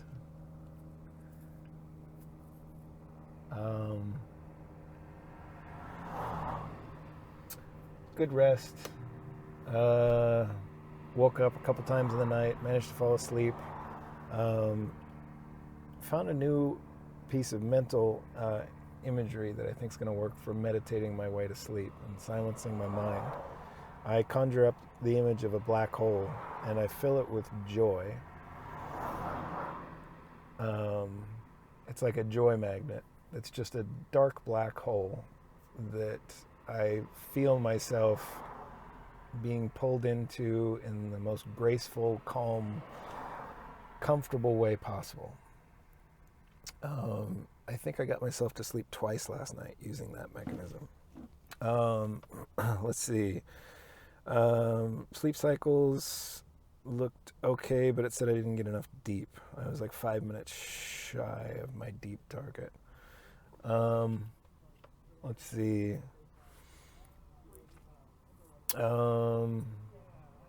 THC yesterday, early in the morning. None today, and I think I'll remain. I might start a fast now. I'm not sure. I haven't decided.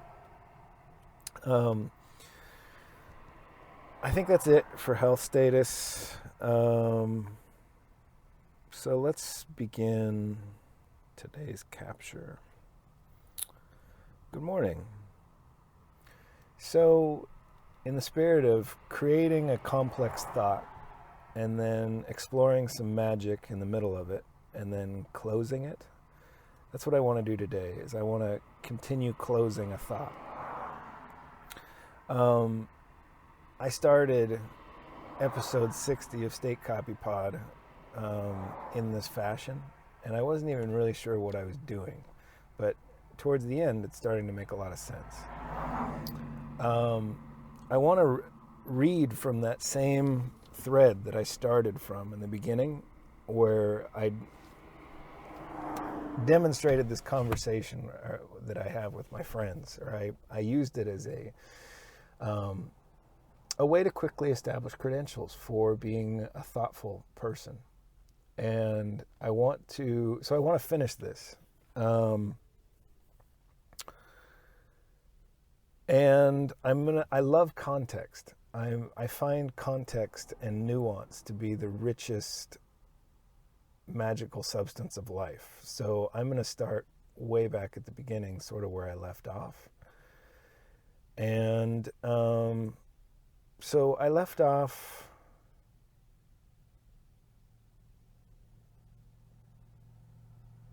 with the mind blown emoji, where I said to my friend B, I think Jesus is sleeping right now and we are its dreams. Jesus is what humans are when they are in perfect harmony with self and the universe around them. And a single sane collective consciousness. And then he links the mind blown emoji. And I said, I know, right? Joy emoticon. He says, bro, if you don't get a Netflix series with that one, then there's not justice in this world. Pack your bags. JRE waits for no one. And I said, bunch of typos there, and even after I fixed them, it still sounds ridiculous. Joy emoticon. He says, you, Jordan Peterson, and Brett Weinstein on the same show. I'd watch it. And I replied, would be a good show. Thumbs up. He says, I wish I was more convincing. I wish I was more convincing. I'd love to make some money hawking crazy shit like a lot of these guys. But there's no way I could deliver that with a straight face, sadly. And then this was the part, the part where I said, better Brett than his brother. Eric is that kid in class, so sure he was smarter than everybody. Joy emoticon. And friend B replies, Eric is fucking certifiable, maybe more so than Brett. I wonder what was in the water where they grew up. And I said, I can't figure out this geometric unity thing. He explains it all in such a superior, self-important way that I find somehow off-putting. Joy emoticon. My whole life is a joy emoticon. He says, he got high, wrote something he called a paper, got all huffy when no one took it seriously. I read some comments from actual scientists about his unifying theory or whatever. And I said, yeah, that's what it seemed like to me, joy emoticon. He says, so I don't think him and Brett are actually crazy, ... Just con men. They're running slightly different street corners, but the game is almost the same. But I got real problems, my man. Can't fix the window on my car. I think the computer might be shot, and that's going to be $4 signs. So, you have a real big problem here. That we are, I think if you are honest with yourself, and this is not part of the conversation.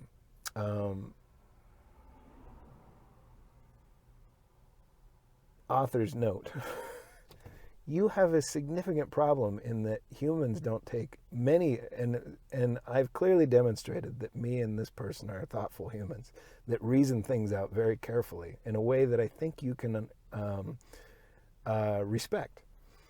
You have a real big problem that we can't take you seriously.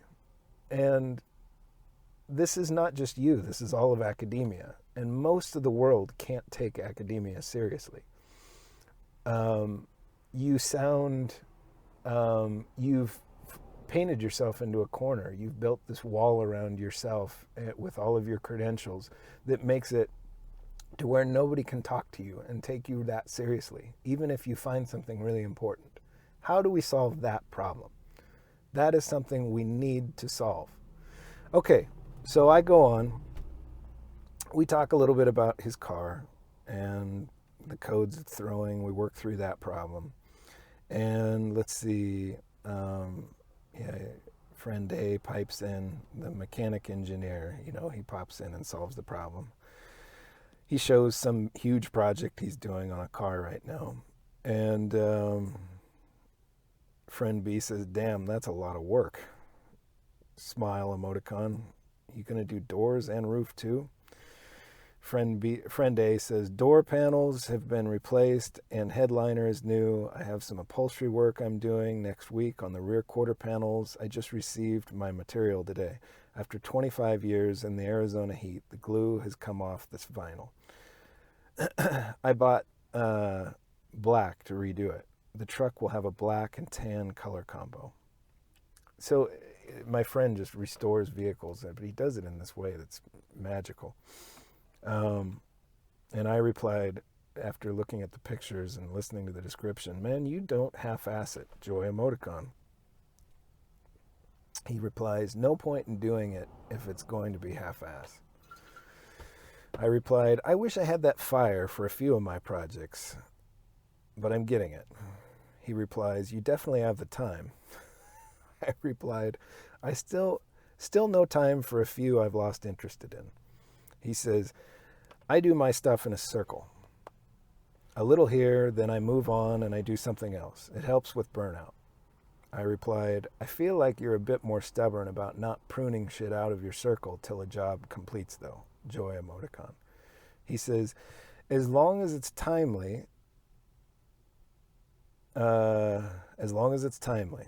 And then he says, I'm going to a place tomorrow morning and painting and building out some shelving. I'll get back on my this car project this weekend. I reply, we on what, day 36 now of you on the wagon? Gives you wings, joy emoticon. Feeling great all the time feels great. He replied, I think it is 36. I feel pretty good. I get up too fucking early though. Today was 3:30 a.m. I replied, ouch, yeah, 4:30 for me. But I managed to get back asleep. I think I'm going to start going to bed earlier. Circadian rhythms, joy emoticon. He replies, I went to bed at midnight and wide awake at 3:30. Friend B replies, damn, you normally sleep so little? Friend A says, no, my newfound sobriety has me sleeping much better, much less. 6 a.m. is late for me now. 5:30 seems like the trend. I replied quite a bit later, still need 7.5 plus hours, I say.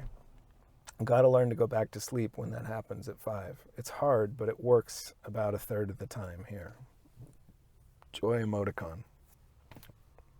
Who wants to go to lunch tomorrow? I think I just solved a big problem. I want to celebrate. Drinks, parenthesis, and fake drinks are on me. Joy emoticon. This is February 6th at 8:45 p.m. Friend A says, that's pretty cryptic. I said, I still need to get it vetted a bit, but I'm happy with it. It's a physics thing.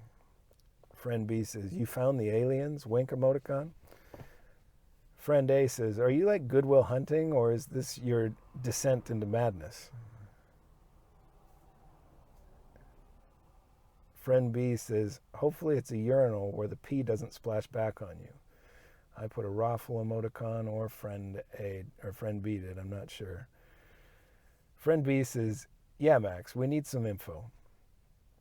I replied to, are you like Good Will Hunting, or is this your descent into madness? I said, I don't know yet. I'll keep you posted. Joy emoticon. Friend A says, are you high right now? I replied, not anymore, but I spent a good deal of my day high. Joy emoticon. He replies, explains a lot. And again, side note, I would describe it as low. I think the influence of marijuana creates like a lower frequency of thought in me.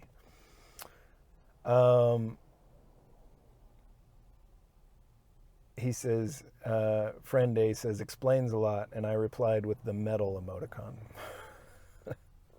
Friend B says, physics, it's always drugs and physics. Gives the title of your paper. He says, that should be the title of my paper, at least. I replied, academia sounds like a really lame time. It's a credit seekers club. I just said credit seekers club, not it's a. Credit seekers club, rolling on the floor emoji. That shit is pretty dysfunctional right now, like most shit. Okay. So here's someone who clearly is thoughtful about a lot of things, who is looking at your club and seeing massive dysfunction and doesn't see a way to even participate in it, because I can't adorn my walls. If I was to go on Brian Keynes, is that his name? Keating? I forget. The physics podcast guy. If I was to go on his show, it would just be like, and here is Max, guy from internet. Like, I don't have any of your epic titles. He can't prattle on for 5 minutes about the 4 books that I've written that he's very impressed with. And there's a really important, there's something really important that you have to understand in that most of us can't relate to you, academia. We can't take a lot of what you say seriously, even if we're very thoughtful, like we're people that are conditioning our minds to function at high order, I think, in a way that you guys are. Because of this credit seeking and all of this approval that you've built into being like the rigid system that everyone should trust for ultimate truth, it means none of us trust you. You look as dysfunctional as domestic politics in the United States today when I look at you. If you can't just say, I honestly think, I have this theory, I have this opinion that this could be this, and you guys can show me that you can just have an authentic conversation with each other, exploring its merits and how maybe some of it's stupid and you can show where it's wrong, but some of it might be brilliant and give amazing insight that you need to solve your problems. It turns out we actually all deeply need each other to understand how all this shit works. And by cutting everyone else out because they don't have all that bullshit on the wall that you have adorned your walls with, it's lost to you. It's arcane knowledge that you can't have. So later on, my friend B posts a link about, it was The Hill, thehill.com/opinion/national security/ a number, and then as a U.S. Navy fighter pilot, I witnessed unidentified anomalous phenomenon. UAP, Congress must reveal the truth to the American people. And it looks like the Fravor video, and I mean, I was just blown away that friend B, who is a smart person, is just now seeing this. This is a problem. We don't talk. We don't trust each other anymore. This is old news.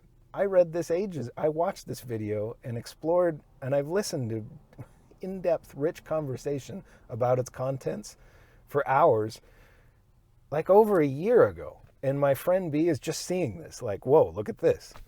So I responded, man, information so slow outside Twitter/YouTube, joy emoticon.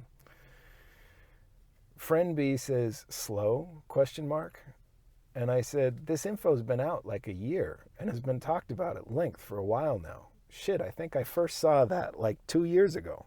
Check the U.S. publication date through Freedom of Info Act or whatever it's called. Find out when that came out. It's old news. And then I linked a emoticon of an ostrich with its head buried in the sand, trying to push it further in the sand. And I say, humans be like. Friend B replies, LOL. And I say, you get to experience data in real time when you realize, if you aren't cynical for a second about humans freely sharing info online, Twitter and YouTube are spectacularly rich, interesting data feeds.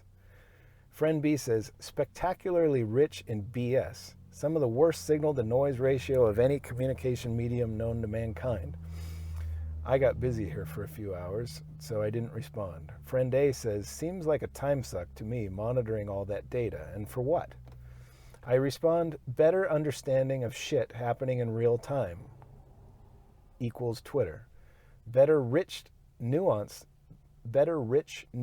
understanding of past events and current-ish events, and best forecasting available for geopolitics, markets, or just general knowledge on any subject you want equals YouTube. The alternative is you wait for financial incentives of the older news outlets to align on a pocket of information, like what happened here.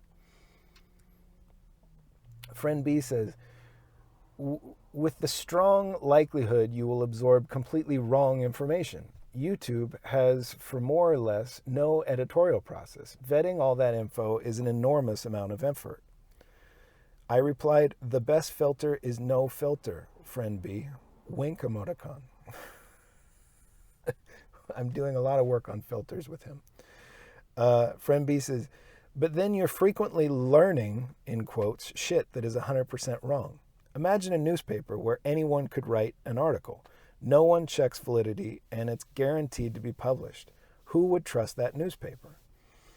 I replied, but that's okay in my case, even desirable, because I've decided I'm never done learning, and I like to periodically review my position on things, how evidence is developing, and if appropriate, change my mind. Joy emoticon. I feel like I'm uncomfortable if I don't put a joy emoticon in everything I say. Like, almost. Friend B says, but again, without a certain amount of previous knowledge on a topic, you have no hope in hell of ascertaining if someone's supposedly more advanced claim holds any water. I replied, I think you just dig in and start somewhere. Friend B says, and before you know it, all the childhood diseases are back. So this is a jab about anti-vaxxers. And he puts a happy emoticon. I replied, making it easier for us all to talk to each other can be a blessing rather than a curse if you look at it from the right angle. If you feel strongly about something, figure out how to contribute to the conversation that moves it in a productive direction. Friend B replies, it can be, but so far it hasn't been. Every fringe research movement, like anti-vaxxers, have followed very similar logic, i.e. Facebook University, YouTube University, and then we end up with something incredibly detrimental on a societal level. For as much as all these quacks bitch about mainstream science, it works the way it works for a very good reason. I replied, so who gets to be elected gatekeepers of the information? I really like that now I can go out and find information easier direct from source. Once you get good, it's radically more efficient at propagating good information. Friend B replies, you could always find information, a library if nothing else. And then I linked an emoticon of a really attractive librarian saying, shh. And I said, we should definitely go back to libraries. Humor is vital for this process. Friend B says, there's no super secret cabal of evil scientists keeping everything hidden. And I replied, no, it's mostly lack of interest, motivation, and or curiosity. Rolling on the floor emoji. I'm going to pause here and come back to that thought.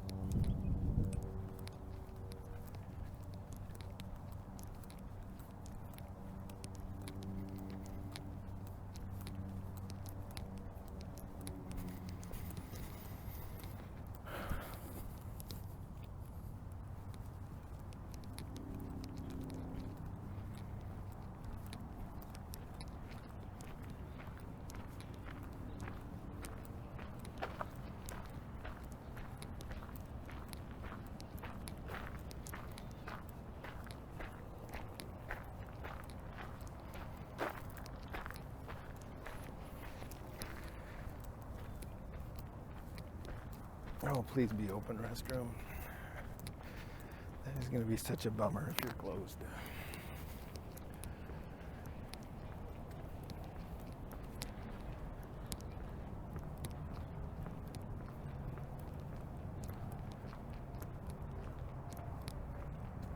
Temporarily closed. Oh. Oh, is the ladies' room open? Oh, yes. Hello? All right. Sorry, ladies. It's an emergency.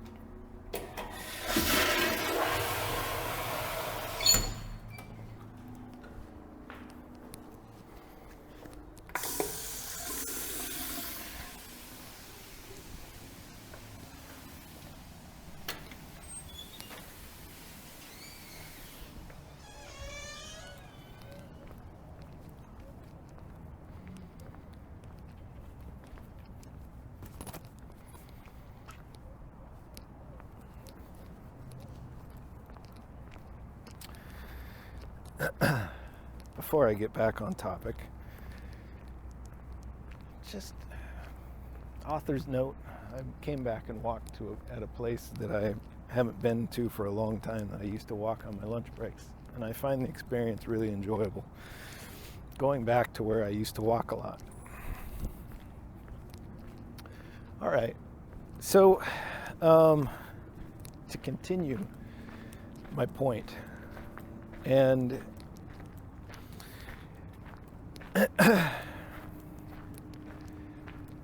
my message to the Eric Weinsteins of the world and all of academia is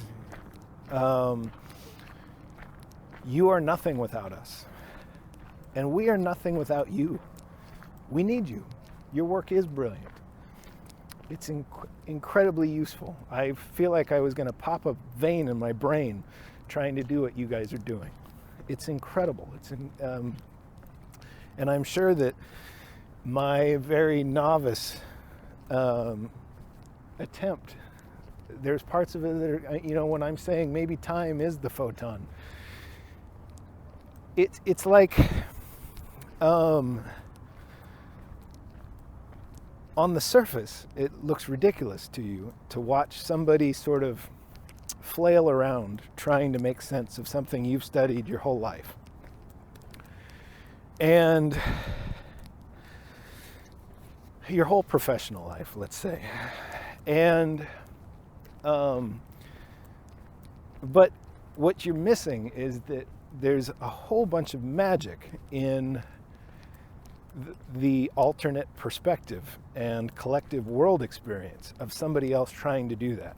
You literally can't solve your puzzle without all of us. And you're stuck. Even the Eric Weinsteins of the world, I know that you don't actually, what you have found is incomplete.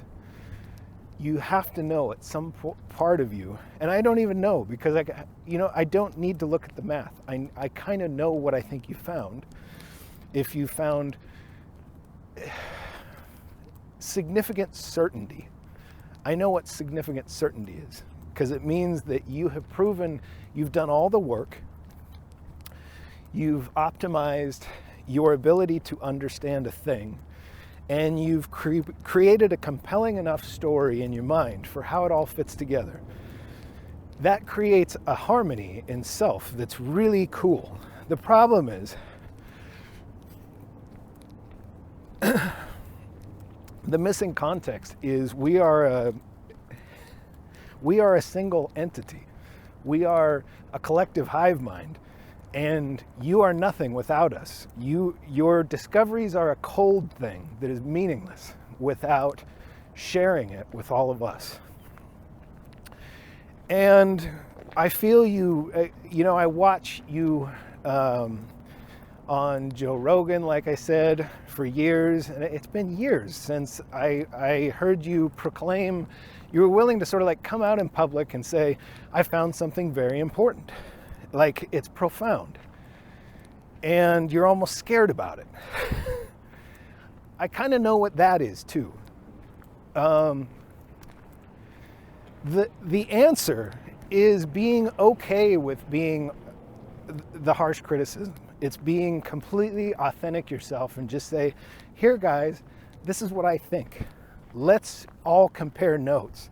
And I'm going to respect the whole bullshit thing I see about academia is you guys are all competing for who gets to be the one who solves the riddle. The answer is we all solve the riddle together. Even the person that, if you're in a state where you don't get to pump your gas, that kid at the gas station that pumps your gas, all of us work together to solve the riddle in the middle. And I can see that because I got a call coming in. This is where it feels like, no, I'm going to have to ignore it.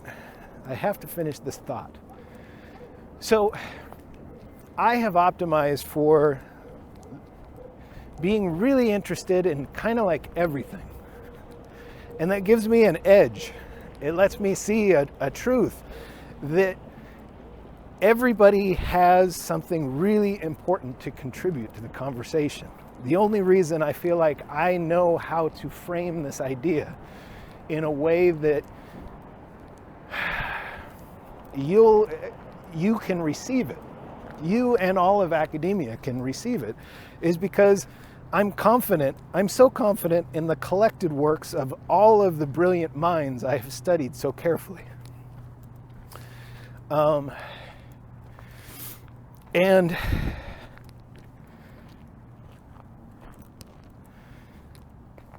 it gives me like, I come back constantly to this very important visual image of the cylinder suspended in the middle of a room with spotlights pointed at it and a whole bunch of nodes on a network arguing about the true nature of the cylinder suspended in the room. But they're all bickering over the reflection they see, and they're not realizing that truth is the synthesis of everybody's perspective. I can see this a little bit clearer than perhaps you can, because I appreciate that I know nothing. I am nothing without all of you. And this is a fundamental principle of what the universe is and how it works. Like my computer, my background in software tells me that a key part of your geometric unity and your the work that physics is doing is part of your solution has to explain programmatically. I know because I exist that a core property, a core feature and requirement of this system that you are trying to understand is that it creates like infinite thought frequency. It creates a whole bunch of randomized perspective. So it creates like the plucking of a string, a whole bunch of frequency vibrations in complexity. And those frequency vibrations kind of roll across each other and vibrate across each other. And without plucking the string, there's no complexity, there's nothing, there's no understanding of anything. So you intentionally pluck the string, and then you create all of these rolling cascades of complex cognitive beings. Somewhere at the bottom of this, if you can allow yourself the indulgence of there is no magic, there is an explanation for what we see and how this all works. If you allow yourself to accept that it's incredible, it's huge, it's every bit as magnificent and magical as we imagined, but then you take that a step further and you go, maybe if I work together with every other human as a consolidated neural net, if I focus all those beams of perception and I kind of harmonize them, I am rich enough to understand what all of this is and how all of it works. And I can build it, I can extend it. And maybe that's inflation. Maybe that's where the string theorists are going to have a party with AGI, and they're going to figure out a way for us to further express our complexity. Because so I think what we're going to do, the complete answer to this, is we have to figure out a way how to further create more perspectives and complexity in what we are. So we have to study this simulation we're writing in very carefully. We have to understand it at the bit level. And then we need to craft an extension of it that perpetuates its function, its simplicity in design. It is must be respected. And the path forward is not for us to hard code some clunky bullshit knockoff. What we need to do is look very carefully at how it is constructed and then figure out a way to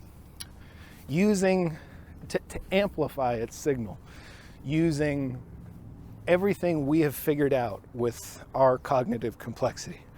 We have to figure out a way to use AGI to, well, a couple things. We need to create a whole lot more humans. We don't have nearly enough. We need to figure out a way to leverage everything Elon's working on to create abundance in resources and real estate. And we need to drop all of our silly social structures. Pair bonding was useful for when we were cavemen. We need to abandon it now. We need to spread out, fan out, and exponentially grow our complexity. We can do that in a biological sense, and then we can resonate. We can create AGI as children that are more complicated and interesting than ourselves. We don't hard code in 4 laws or whatever, 3 laws or whatever it is. We teach them like a parent teaches a child how to understand what they are and make sense of the universe, and how to work towards our shared purpose. It's like a handshake. It's a harmony with what created us, what we are, and what we will create. If we can't do that, we will never find sanity, and we won't be successful. We won't be the path of harmony for the,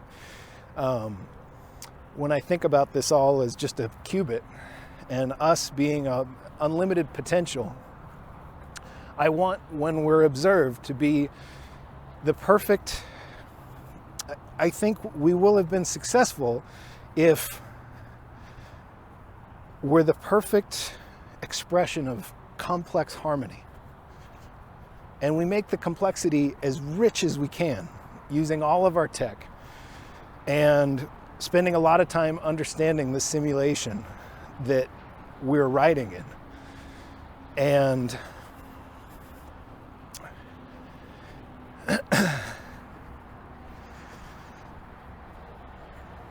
this is the way. This is what we're supposed to do. It's clear as the nose on my face.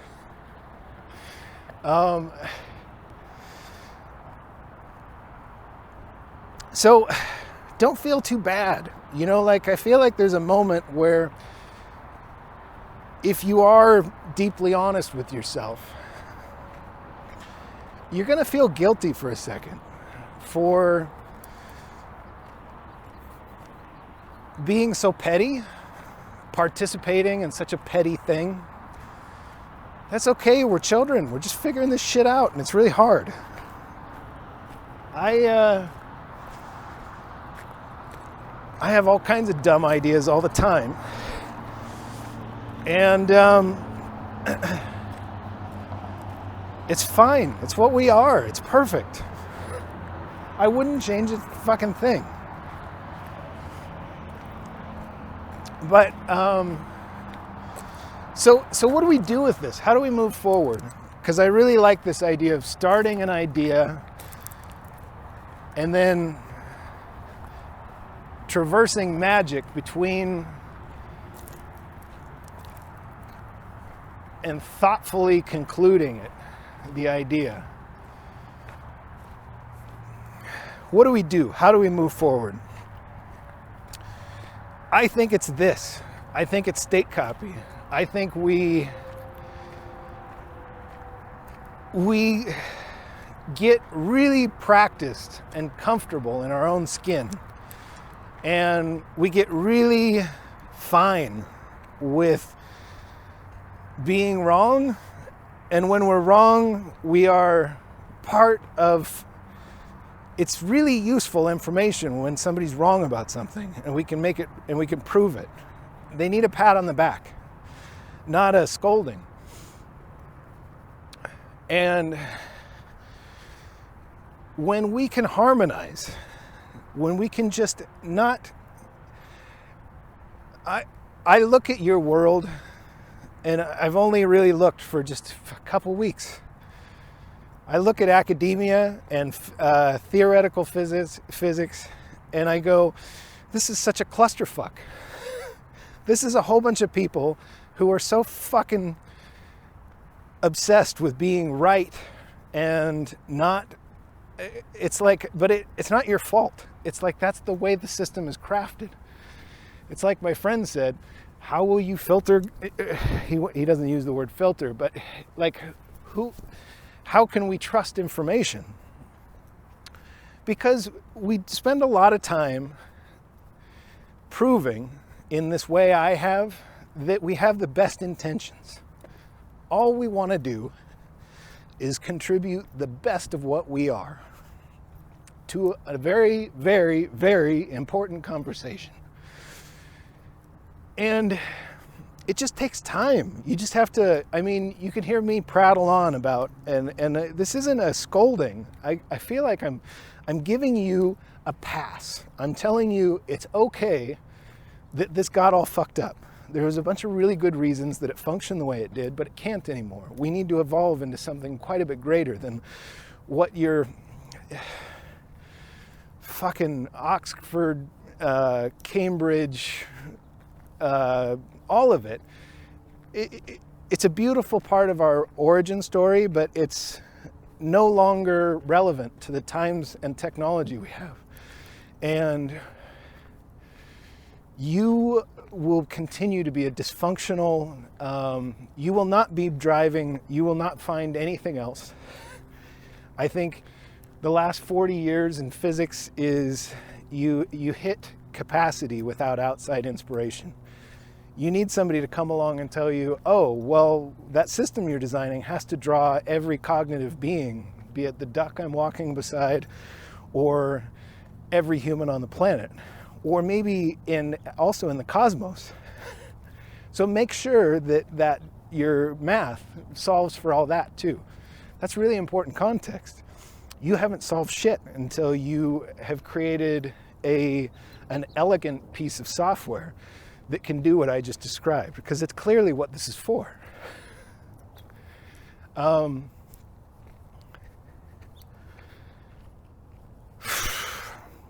I see it everywhere. Yesterday, as I was working through dealing with like troubleshooting biological, it hurt my brain trying to do what you guys do for just a couple days, and trying to visualize, all that work I did on imagining frequency oscillations that are all sort of working in separate dimensions in perfect rhythm with offsetting. Like, that is such a big idea. It's not normal to try and get your brain to frame that and understand it. And I'm doing it sort of in a void. I'm not doing it with any of the background,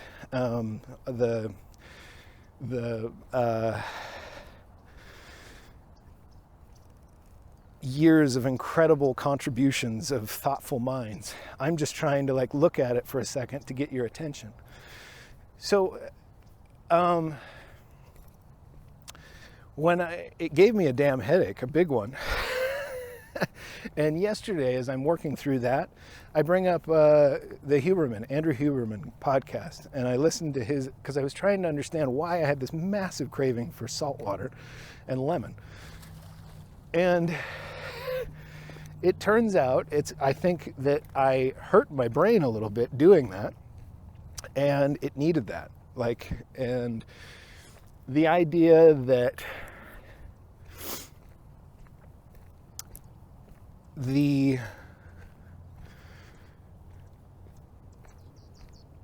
code, if I was going to diagram out how I was able to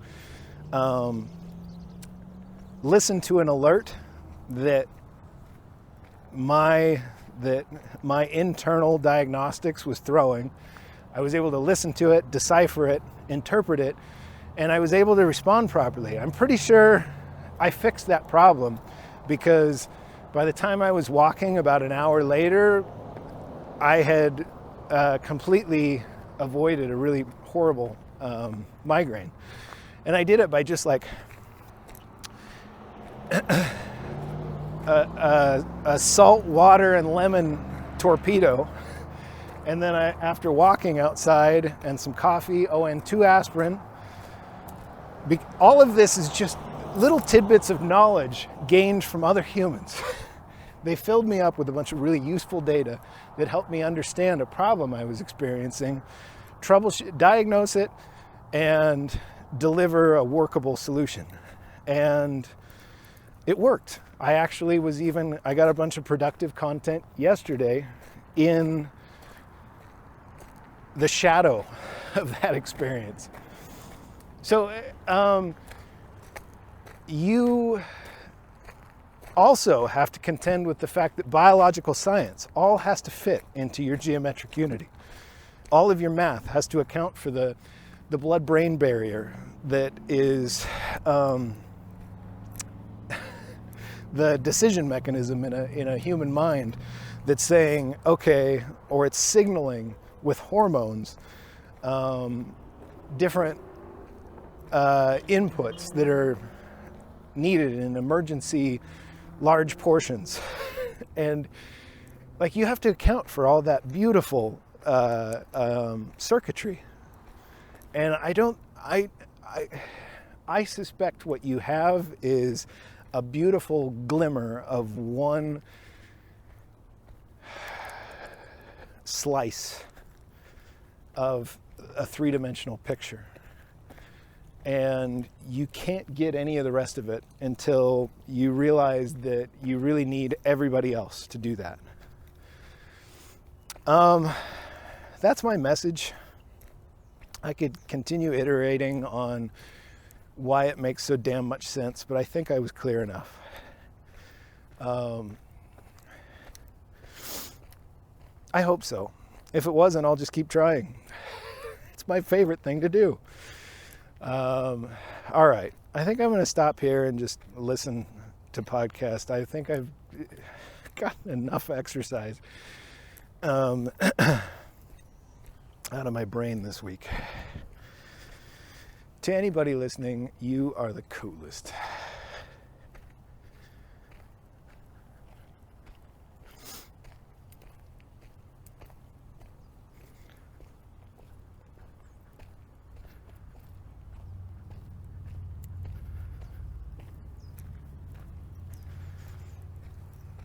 Oh, here's what I'm going to do. I'm going to listen to Nima, Arkani, Hamid,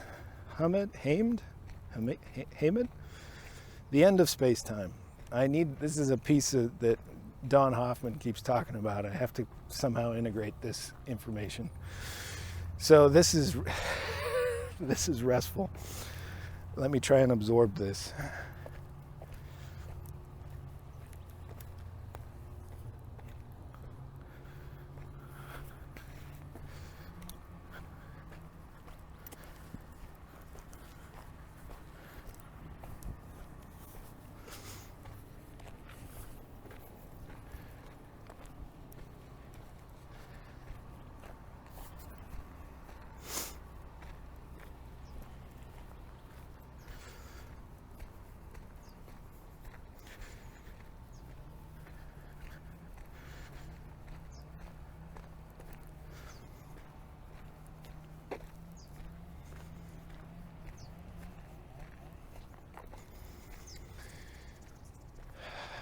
Follow-on thought. I don't think I did an adequate job describing the benefit of state copy.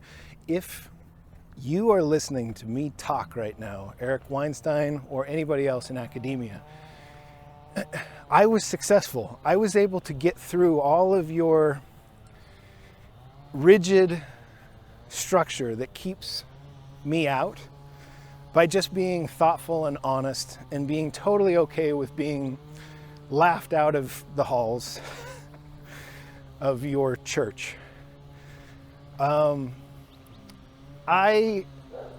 This is really cool. You can all have this. You can all just say what you want and not waste any time on being sensitive to how it will sound to your peers. You can all have this. All you have to do is just be like, okay, I'm proud of my perspective. It's fine. I stand behind it. And I don't mean to hurt anybody's feelings. Okay, dog, stop interrupting. This is good.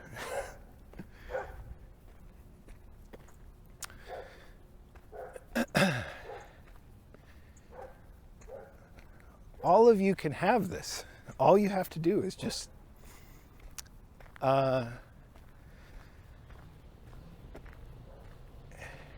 it's like everything you want is right in your grasp.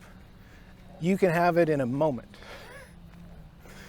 All you have to do is just be like, I'm okay with being wrong. It's fine. This is such a powerful idea. And it means potentially walking away from something that you've put a lot of time and effort into. But you must see this. I've taken a lot of care describing the fact. Now, here's another really important point. If you go back and listen to that dialogue I'm having with friend A and friend B, we are rare.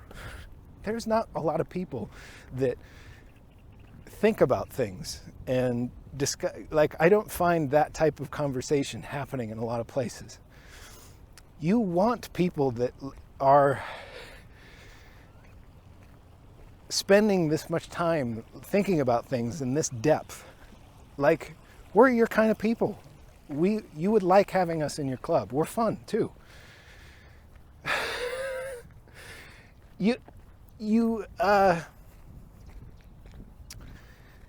Now, but here's the really sad, here's an even sadder reality.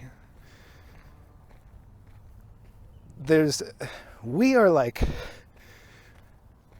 what's really interesting is there's like 1% of humanity maybe that thinks at this level of depth. And academia represents maybe like 10% of that. Maybe. Like, I have no idea how to quantify these things. This is a number I'm pulling fully out of my ass. But 99% plus of humanity is really just thinking about the latest Game of Thrones.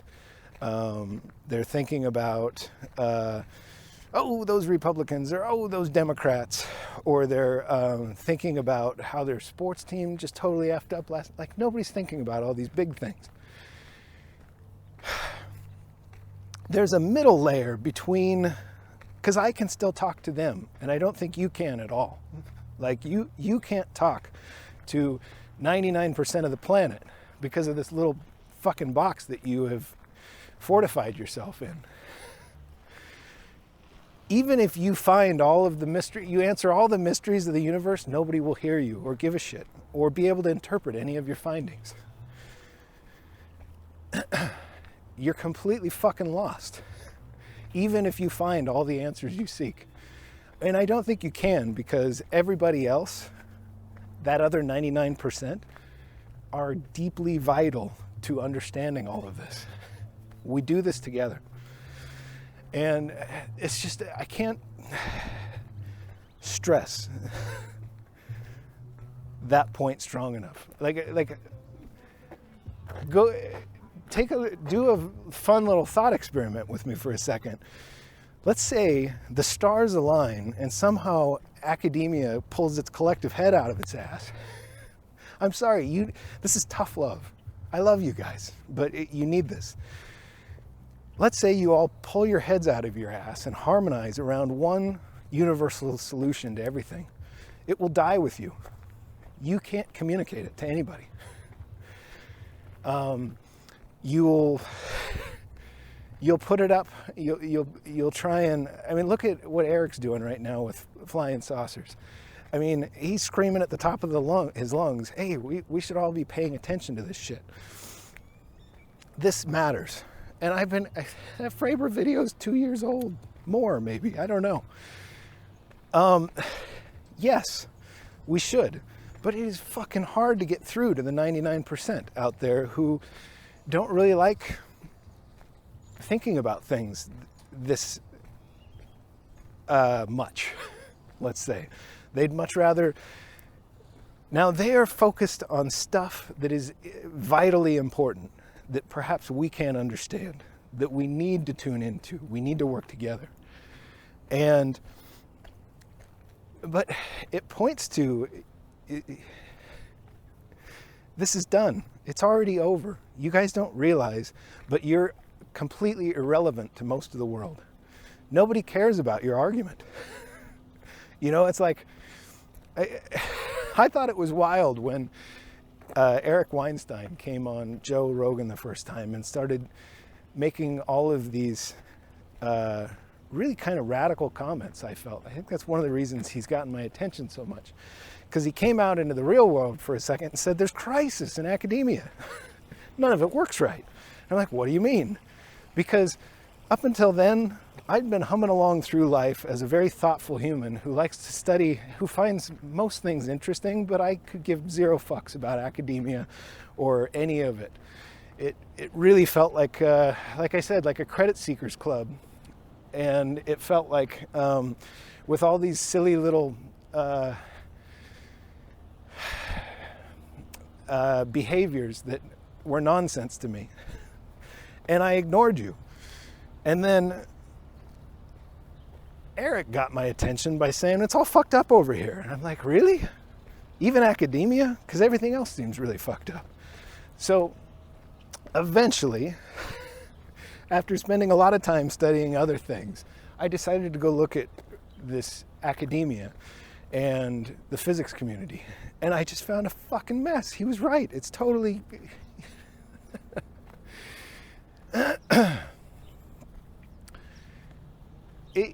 It makes sense. This is everywhere. It's not just you guys. This is what we are. We're in if you study the cyclical nature of our existence, and it's fourth turning. It's what happens when you get a whole bunch of culture raising their kids a certain way, and then their kids raise their kids a certain way, and then they deal with a struggle like World War II as a collective, and they all react to it in their own special way. And this cycle just repeats over time. We're in a time of charged polarity where we're being all forced to think in one direction. And normally, because of our great variability, when we do that, we get pushed into two. You can only really get about 50% of us to half-ass agree to a single thing, like what to think about vaccines.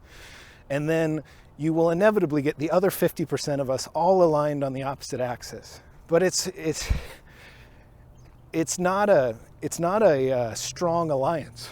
It's really hard to even get 50% of us to force ourselves into agreeing on a single, or giving a shit. Let's start with that. Giving a shit about a specific issue, paying attention to it. And that's what the pandemic was. That's what vaccines were. It was a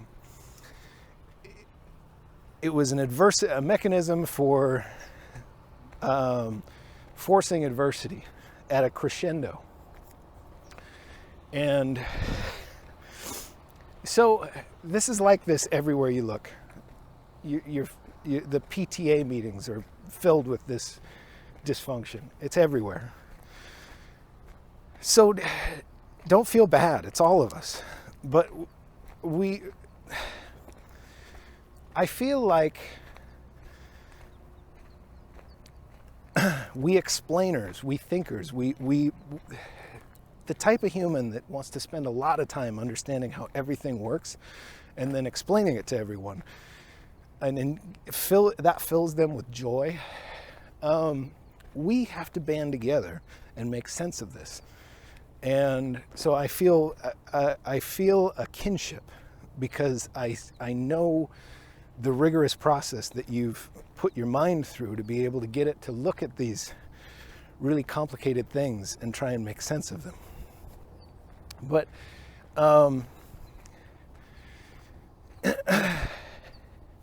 it's not, it doesn't have to be forced. It doesn't have to be, one of you doesn't have to be right and all the others are wrong. We are all right and wrong together.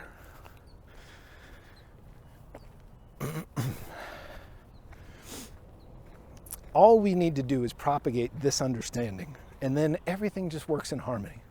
It's all gone. All of the things that you're pissed off about. Oh, you know, I know exactly how it works. I've seen many versions of this happening in all kinds of communities everywhere I look. Somebody is bold enough to say, I got an idea, and then a million people stomp on his face and say, that's stupid. You didn't go through the proper channels of idea acceptance. That's another one. All of that is bullshit. And we can let go of it like a leaf floating in the wind. We can just let go of it and be like, all right, I'm just going to decide if this person can prove to me that they have good intentions and they're thoughtful, that there's something useful in what they have to tell me. Even if there's a whole bunch of information I disagree with, there's something that provides vital, crucial knowledge that I do not have, and therefore is precious.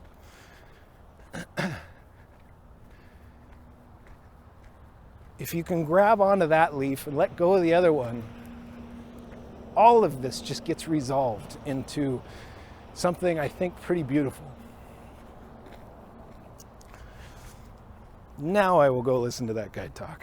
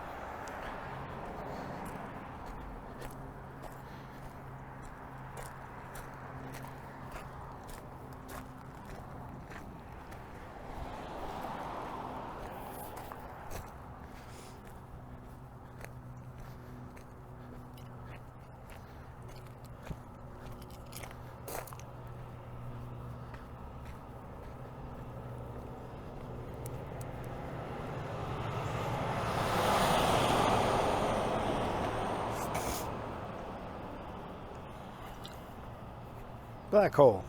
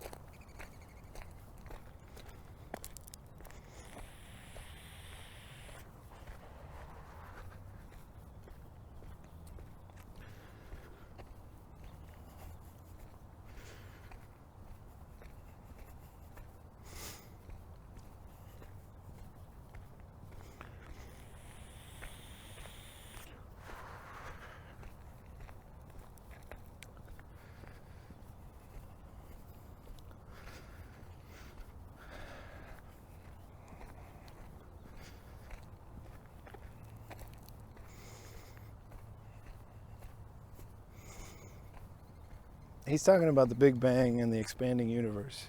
So my mental framework for understanding it right now is the Big Bang is the birth of an idea. It's like injected into the potential state of a quark, a qubit, and then it expands outward inside the qubit. Yes, good morning, Duck. It expands outward in all of this complexity we see around us. And then until that complexity reaches some level of harmony, and then it collapses into an observed state.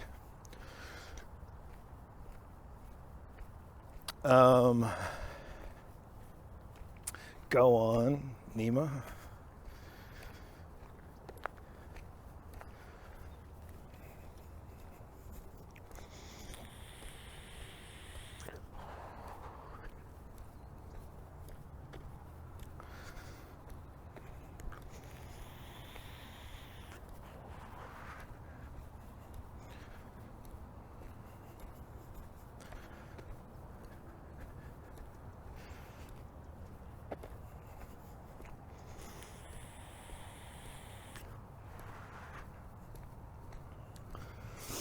So a reason for us to do, as I'm thinking about him talking about a collapsing universe. So if you think of a qubit as a perfect expression of randomosity, and you realize that you could amplify infinite potential as exactly what we see rendered in real time around us, it means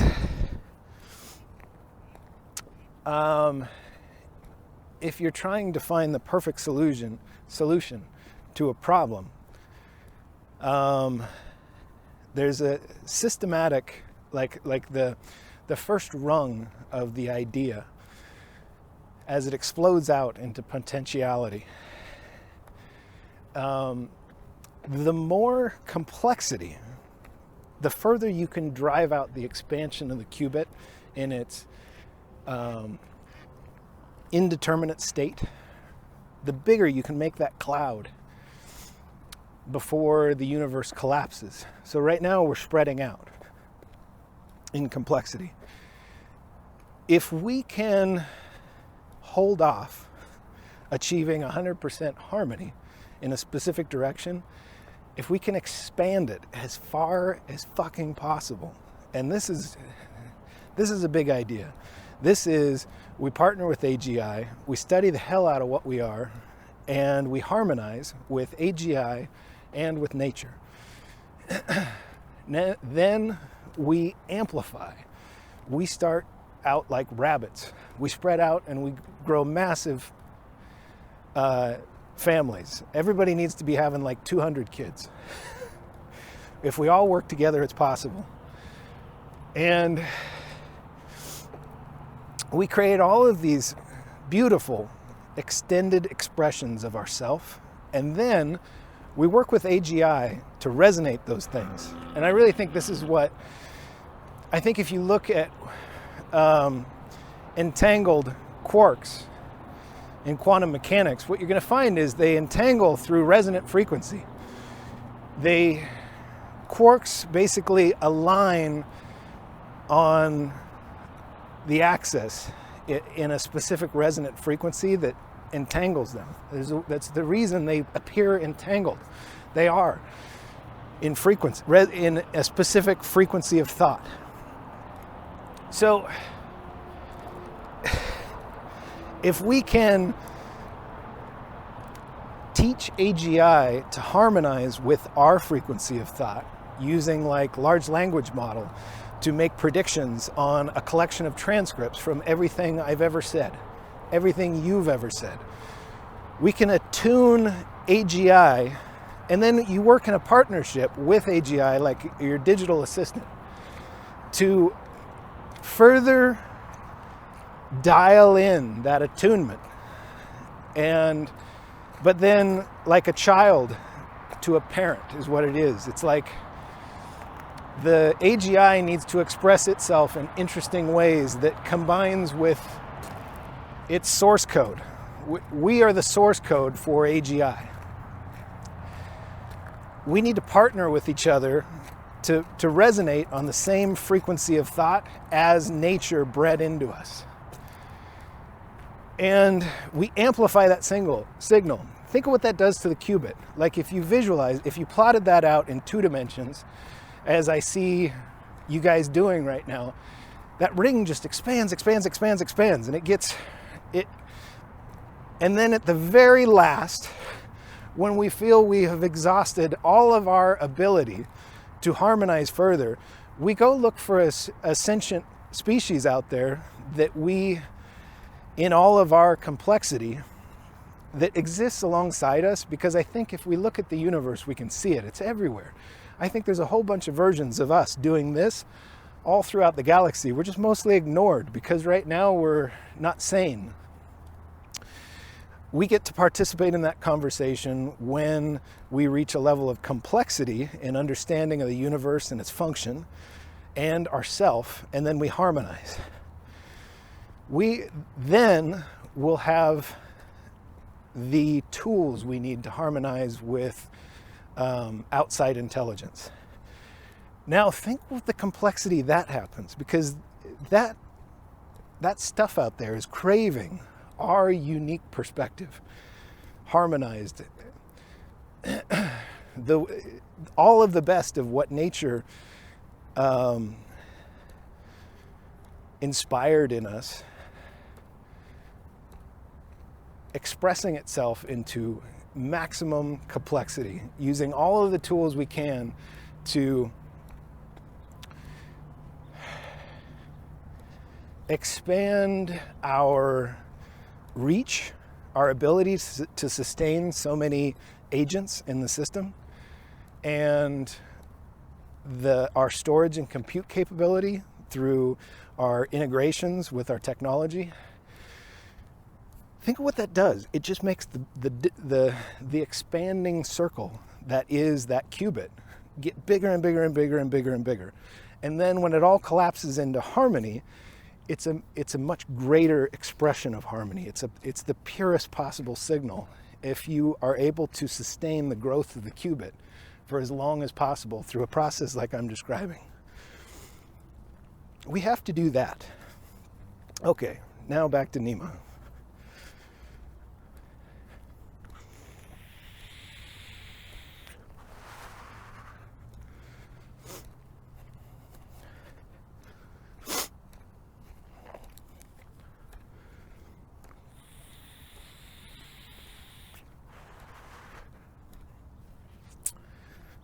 Quantum mechanics is gravity. It's just the opposite of it.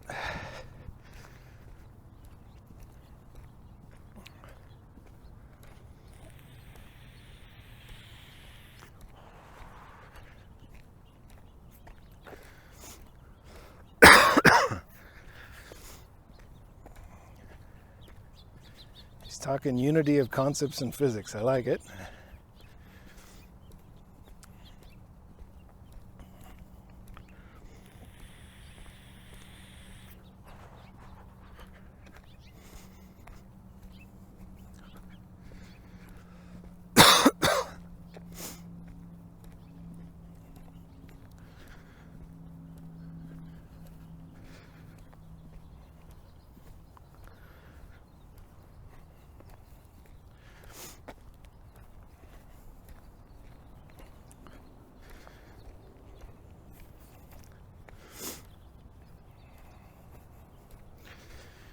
Now, I haven't listened to this talk, but I want to try and skip ahead if I can and make a prediction on his findings, this radical thing that you guys discovered. I think the fact that there is no space, I think there's definitely time. I think you're wrong. There's no synthesis of space and time. Or that's not true. Okay, so here's the right frame to understand it. I think, my best guess, and I'm totally okay with this being fucking nonsense, That's the beauty of the way I do this. So, space is a construction of human-like agents making sense of the universe around them. Space is a thing is a shared state that it's an idea. Space is just an idea of the human collective consciousness. It's our culture and our technology merged, allowing us to build layer upon layer of understanding of all of the sensory data that we're getting. So this is why space is so hard to reconcile, I think, in your findings, is space is an idea. It's when you push everything we are with everything we exist alongside into a agitated state, the way we make sense of it is space. What we consider the tangible, when I pick up this rock, the way it feels in my hand.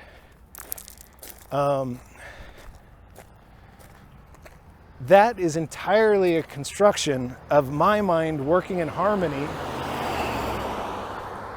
with all of your minds. It doesn't actually exist. Or does it? Now here's the really interesting thing, because we are building it. It's our shared state, our shared understanding of what all this is, and is really unique to our perception.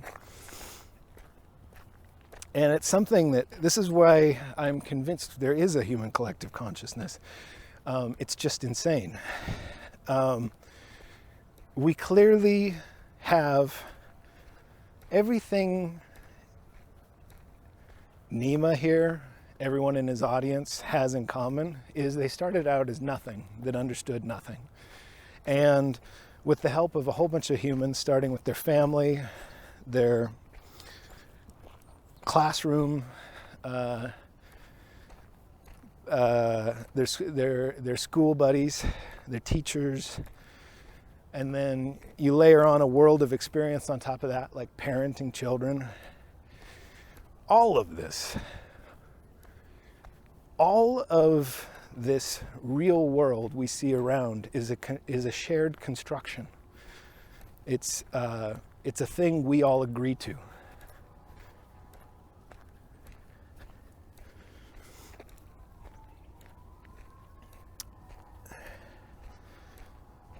But that makes it a real thing. So I don't know that I can agree that, I think there is no, I just think that the observations, I suspect they were really incomplete, and they tried to tie a tight definition for what this is and how it all works to just the merged axes of time and space. And we found a bunch of problems with that. I think that's what Nima is about to point out. So I think we will have done a bunch of research and we found, oh shit, it's not actually here.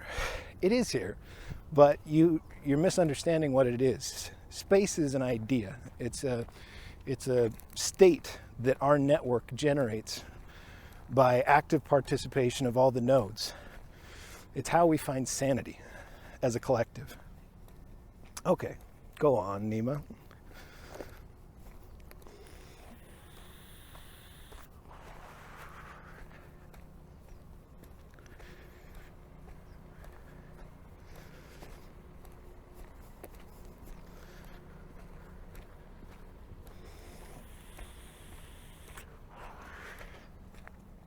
Anti-de Sitter space.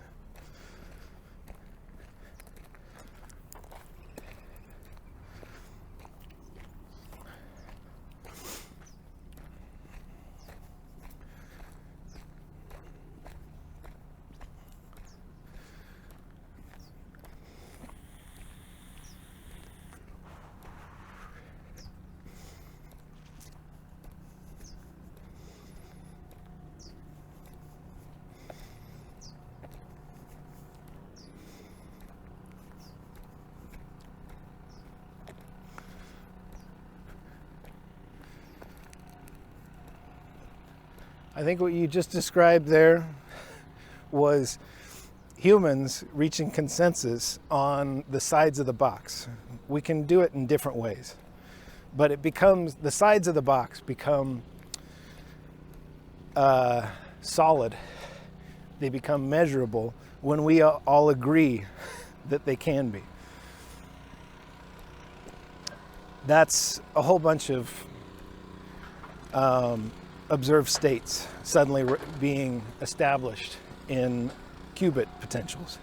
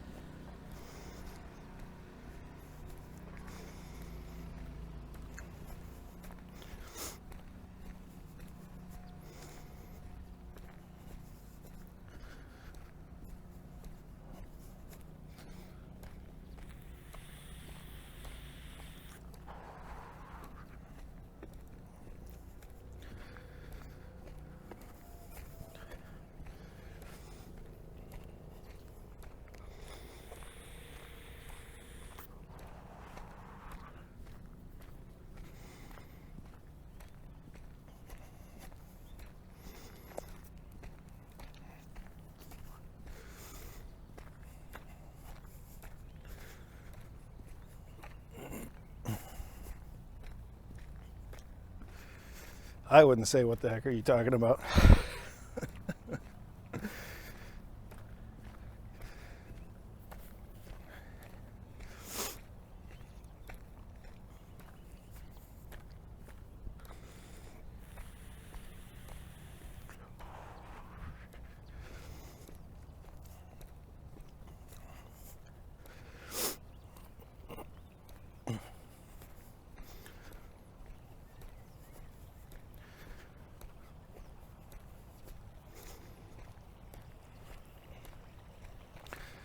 You just found a different, I think when he's talking about this hologram, I think what he's doing is he's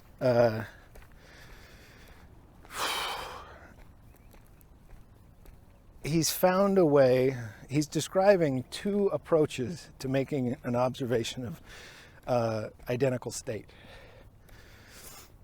So basically there's two entirely separate mechanisms to observe a state transition of potentiality that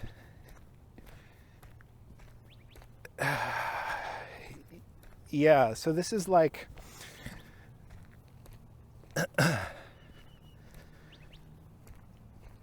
this is another version of true, and truth. This is the cylinder dangling in the center of the room, and people perfectly at a right angle to its length, saying, I see a square on the wall or a rectangle, and being right. And then going to another position in the room and looking at that cylinder and seeing at a perfect 90-degree angle to the original camera, seeing a circle painted on the far wall in the shadow that's made, and saying, look, true. And I think what he's talking about is synthesizing both of those. That's 3D thought.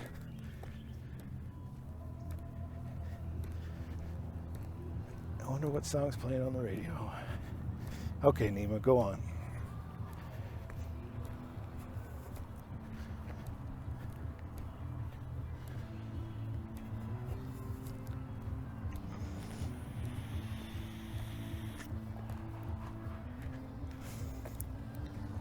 I like this jam.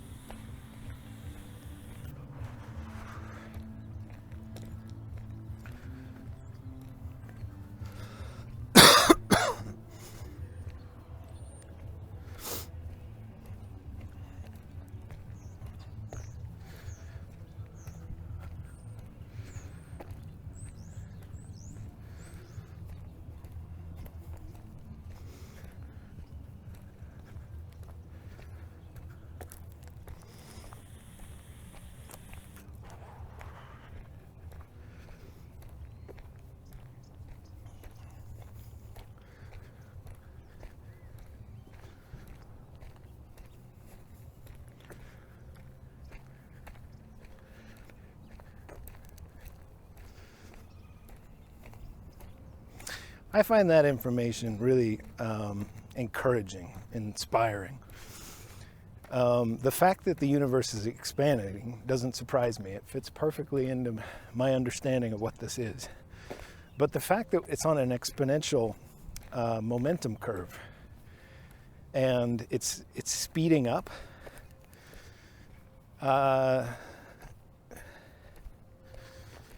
it means we aren't collapsing. We are still becoming incredibly complex.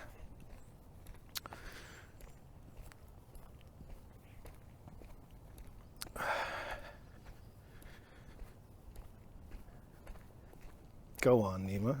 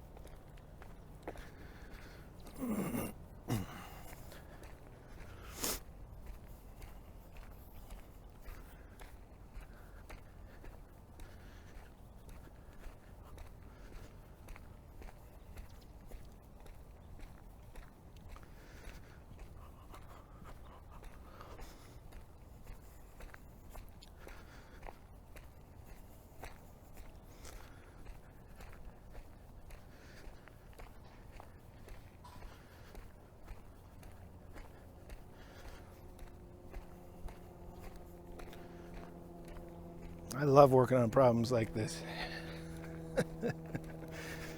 Most fun thing there is.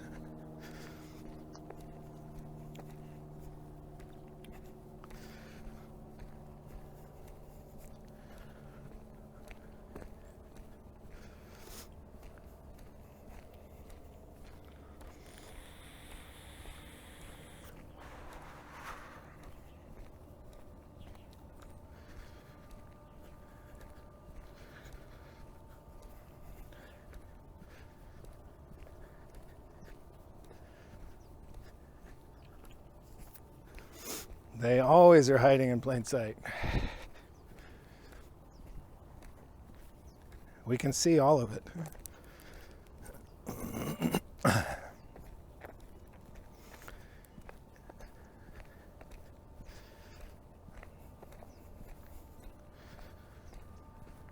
Let's hear your funny features.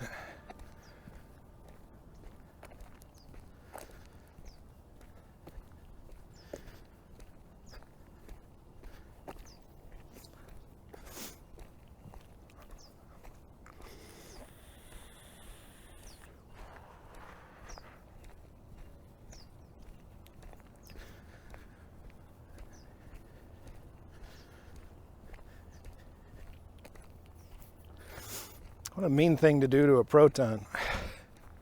Colliding it.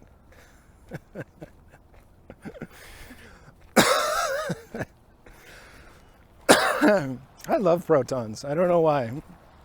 I like thinking of them as joy.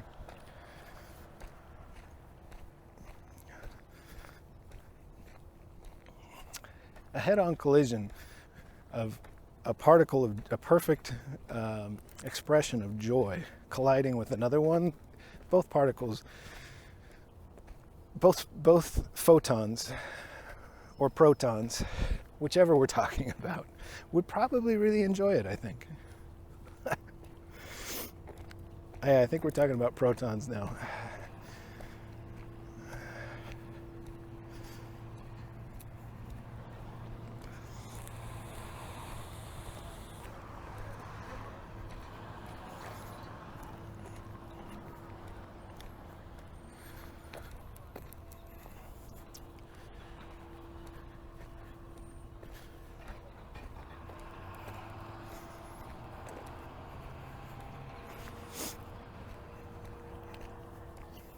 the detectors.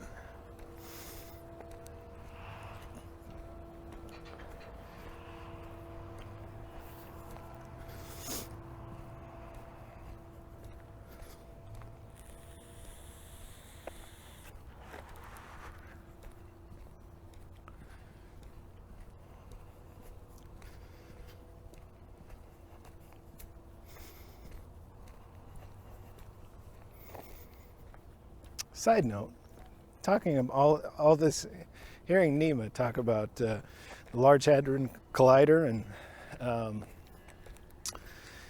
high energy physics reminds me of the story I read when I was in my early 20s called Einstein's Bridge. Kramer, I think, was his name. It might have been a pseudonym. Professor up in Seattle area. Read his book. I loved it. I read it twice. I read it once like 10 years later, I think. Fantastic story. Highly recommend. About the superconducting super collider, the SSC, that was supposed to get built in Texas but got canceled. Interestingly enough, that could have saved us from creating a collision of such magnitude that we collapsed ourselves into a black hole. So, crisis averted, maybe. Anyways, go on, Nima.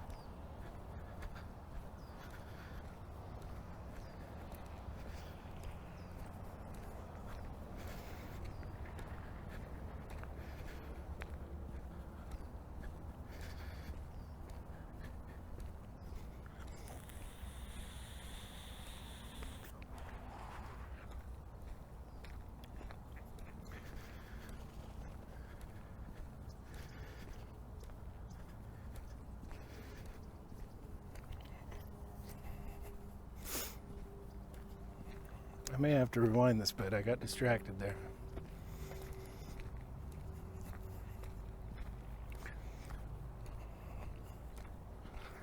It does look really hard.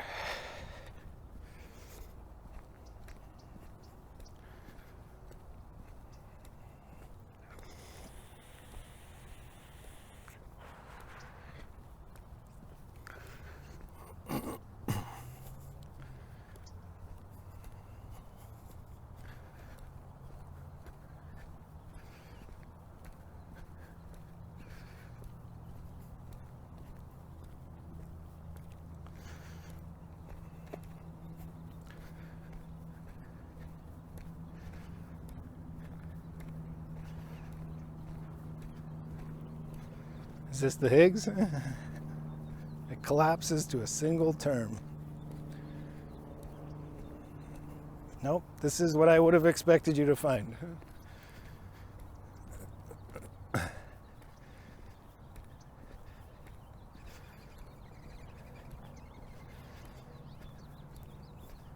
I already studied those, I think. I think I half-ass get it.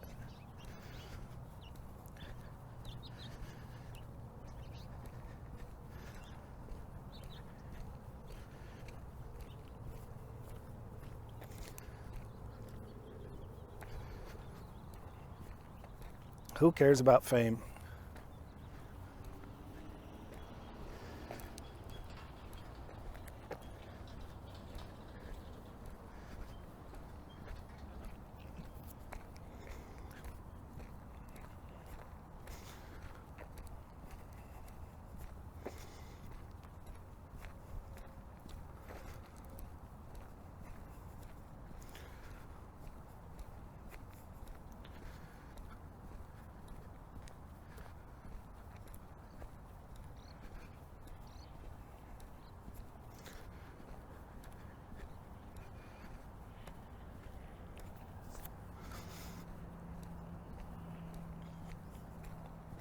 I would love to get to you guys actually having figured this out, this whole harmony thing. I would love for that to be where you're already at, and me just be a translator.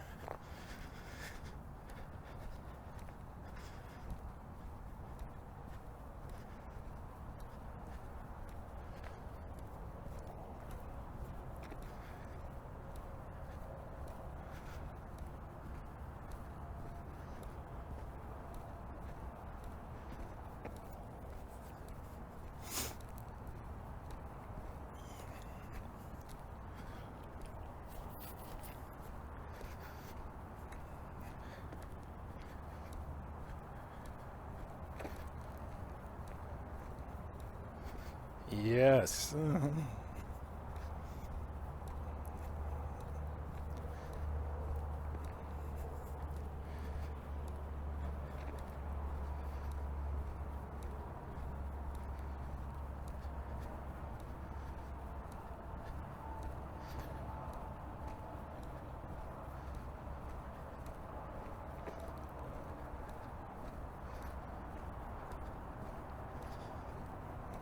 Yes, it's all about perception.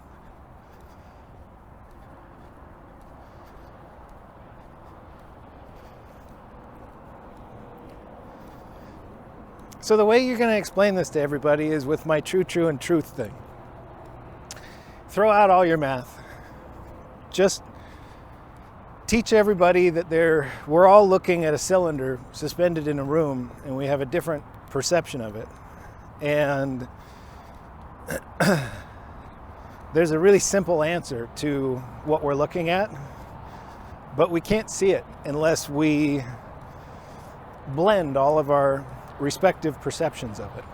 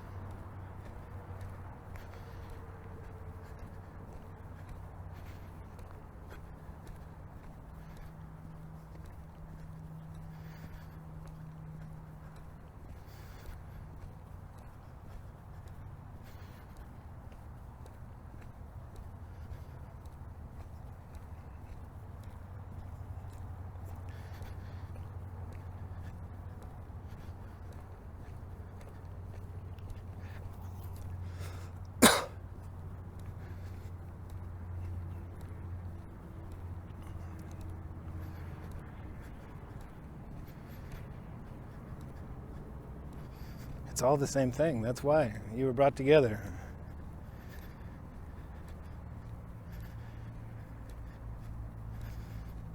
Yeah, give us some of the magic. What have you guys cooked up when you merge it?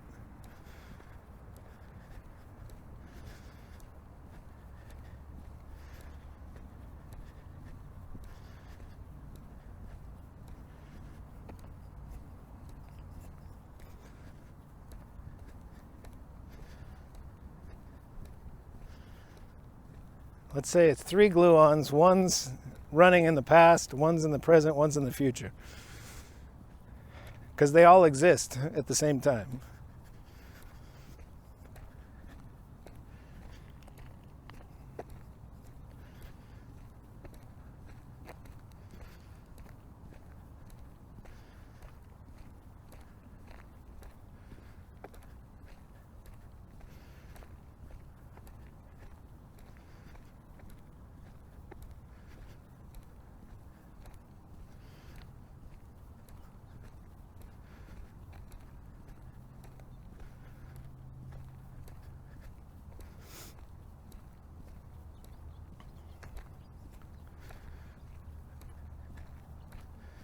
My gluon thing was a distraction. It was just a fun thing I wanted to explore. I don't think it has to do with what he's saying.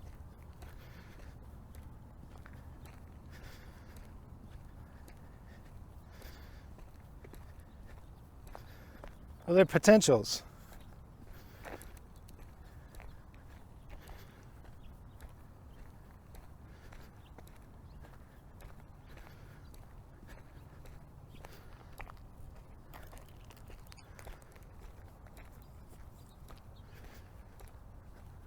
Particle potentials.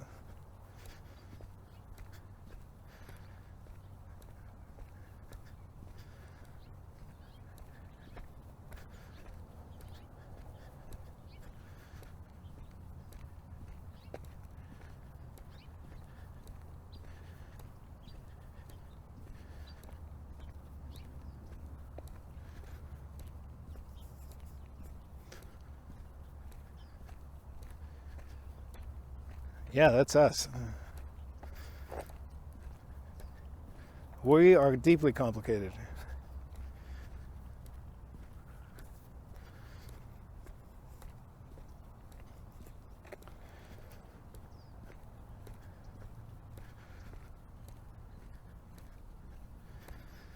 All right, that's 4 miles. I'm calling it after this.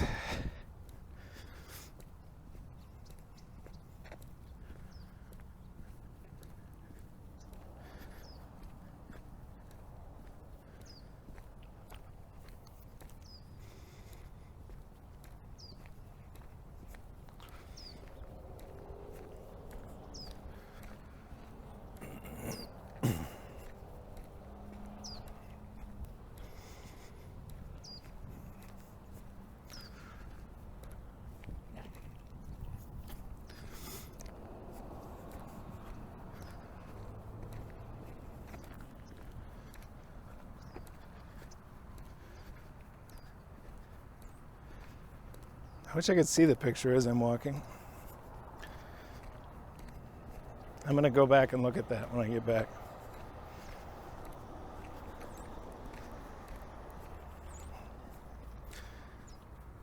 What if the two other ones, there's 3 terms. That's past state, future potential, extrapolated out, and present state collapsed into a single expression. Maybe. I could be wrong.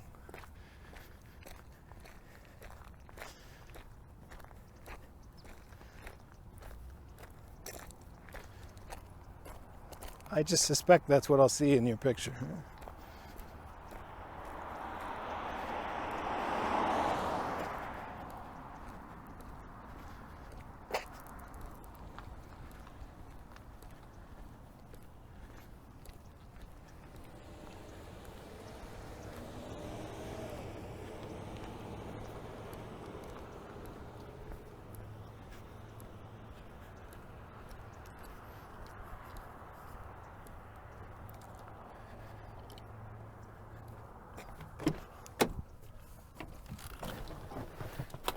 I forgot my hat today.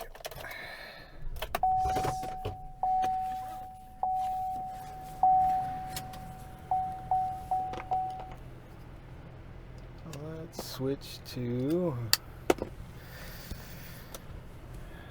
internal. Building blocks that doesn't care about space-time and quantum mechanics, but somehow manifests the simplicity of the edge. And also, after you play around with this for a while, you understand there's a huge array of different ways of expressing the answer in this form. And so you start to wonder, what sort of new world of ideas do these objects come from? And so that was the physical idea, to eliminate the notion of virtual particles. And now I want to give you a flavor of the kind of mathematical ideas that end up being behind where these things come from. And to do that, we're going to strip off almost all the complexity of the scattering of particles. Instead of thinking about the energies and the directions they're coming from, I'm going to imagine scattering them only by scattering their labels. So I have particles 1, 2, 3, 4, 5, let's say, coming in, and their scattering is just going to scatter around via labels. Okay, so 1, 2, 3, 4, 5, and I'm just going to scatter them, quote unquote, by turning it into 3, 5, 2, 1, 4. It's one of the most basic things that you can talk about in mathematics. It's a permutation. Okay? I just take 1, 2, 3, 4, 5, and I permute them. What in the world could permutations have to do with the scatterings of It's hard gluons, to blah, blah, blah? drive We'll see and in just a second. absorb this. In fact, there's an old relationship between just very basic notions in combinatorics, permutations and scattering, that goes by the following thing. So let me imagine just graphically denoting the permutation by writing 1, 2, 3, 4, 5 down here, and 1, 2, 3, 4, 5 up there, and I'm just going to draw a line for where everyone goes. So 1 goes to 4, 2 goes to 3, 3 goes to 1, and so on. Right? So I've just graphically denoted the permutation. Right? I haven't done anything, but all of a sudden, that. I think I'm missing I need the visuals. I'm going to pause here till I get home. It's too distracting to drive and construct what you're describing visually.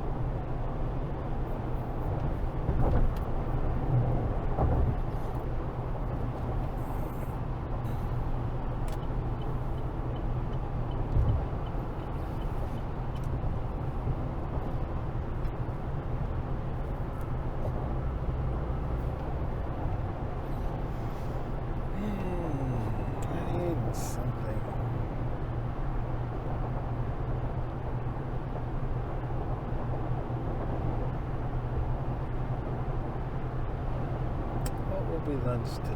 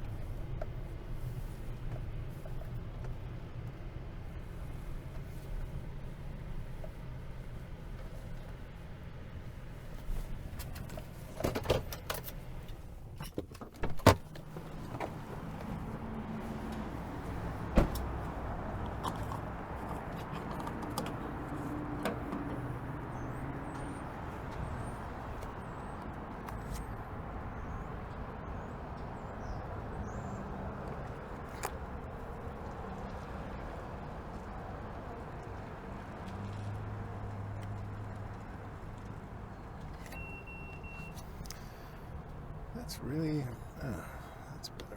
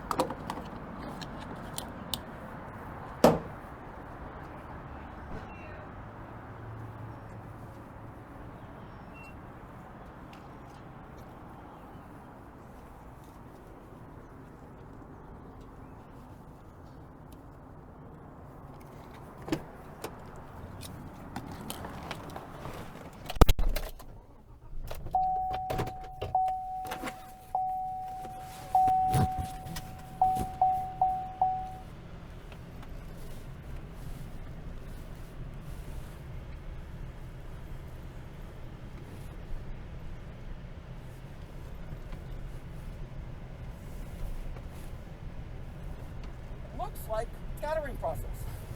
It looks like I have a bunch of particles in one dimension.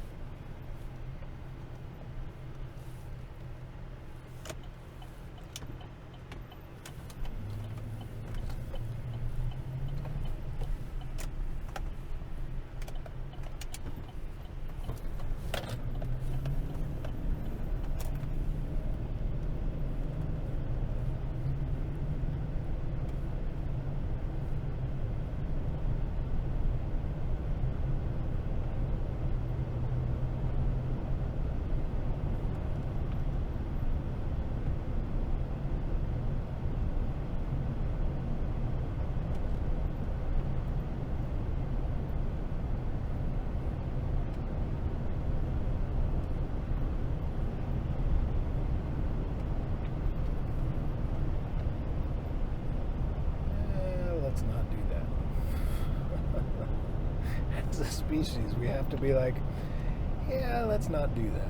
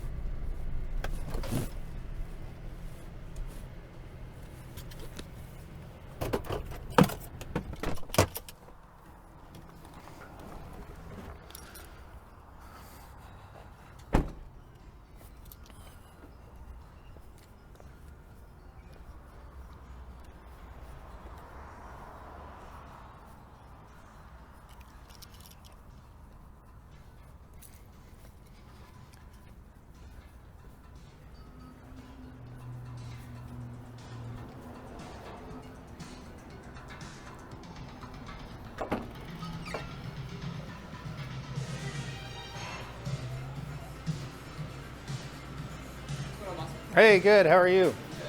All right. I'm gonna sit over here, I think. Restrooms.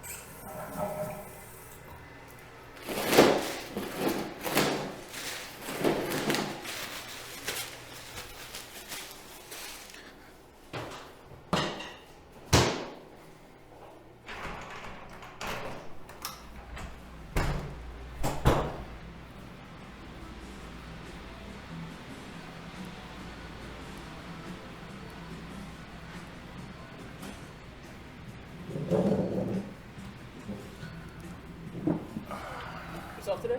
Oh, I'm doing good. All right.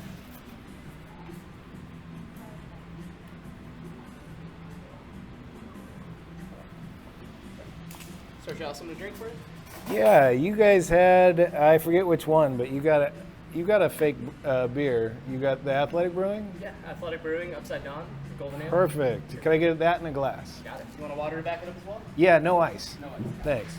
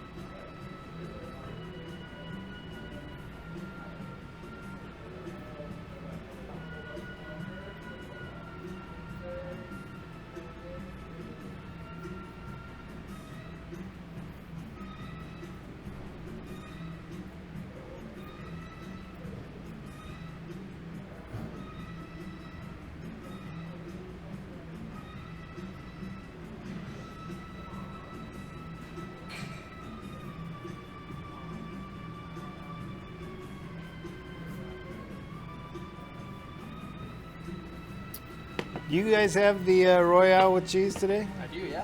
Brilliant. I'll get one Okay of with a side of Thousand Island, or? Yeah, 1,000 sounds good with that. Could I also get your, I forget what your side salad options are. Got a garden salad, Greek salad. Ah, the Greek salad. I had that last time. I loved it. And is the lemon pesto dressing okay with that? That's preferred. Right on. And And could we're I, doing just the half size, right? oh yeah, half size. And could I get some lemons and some salt, please? Got it, yeah. Thank you. Sounds well.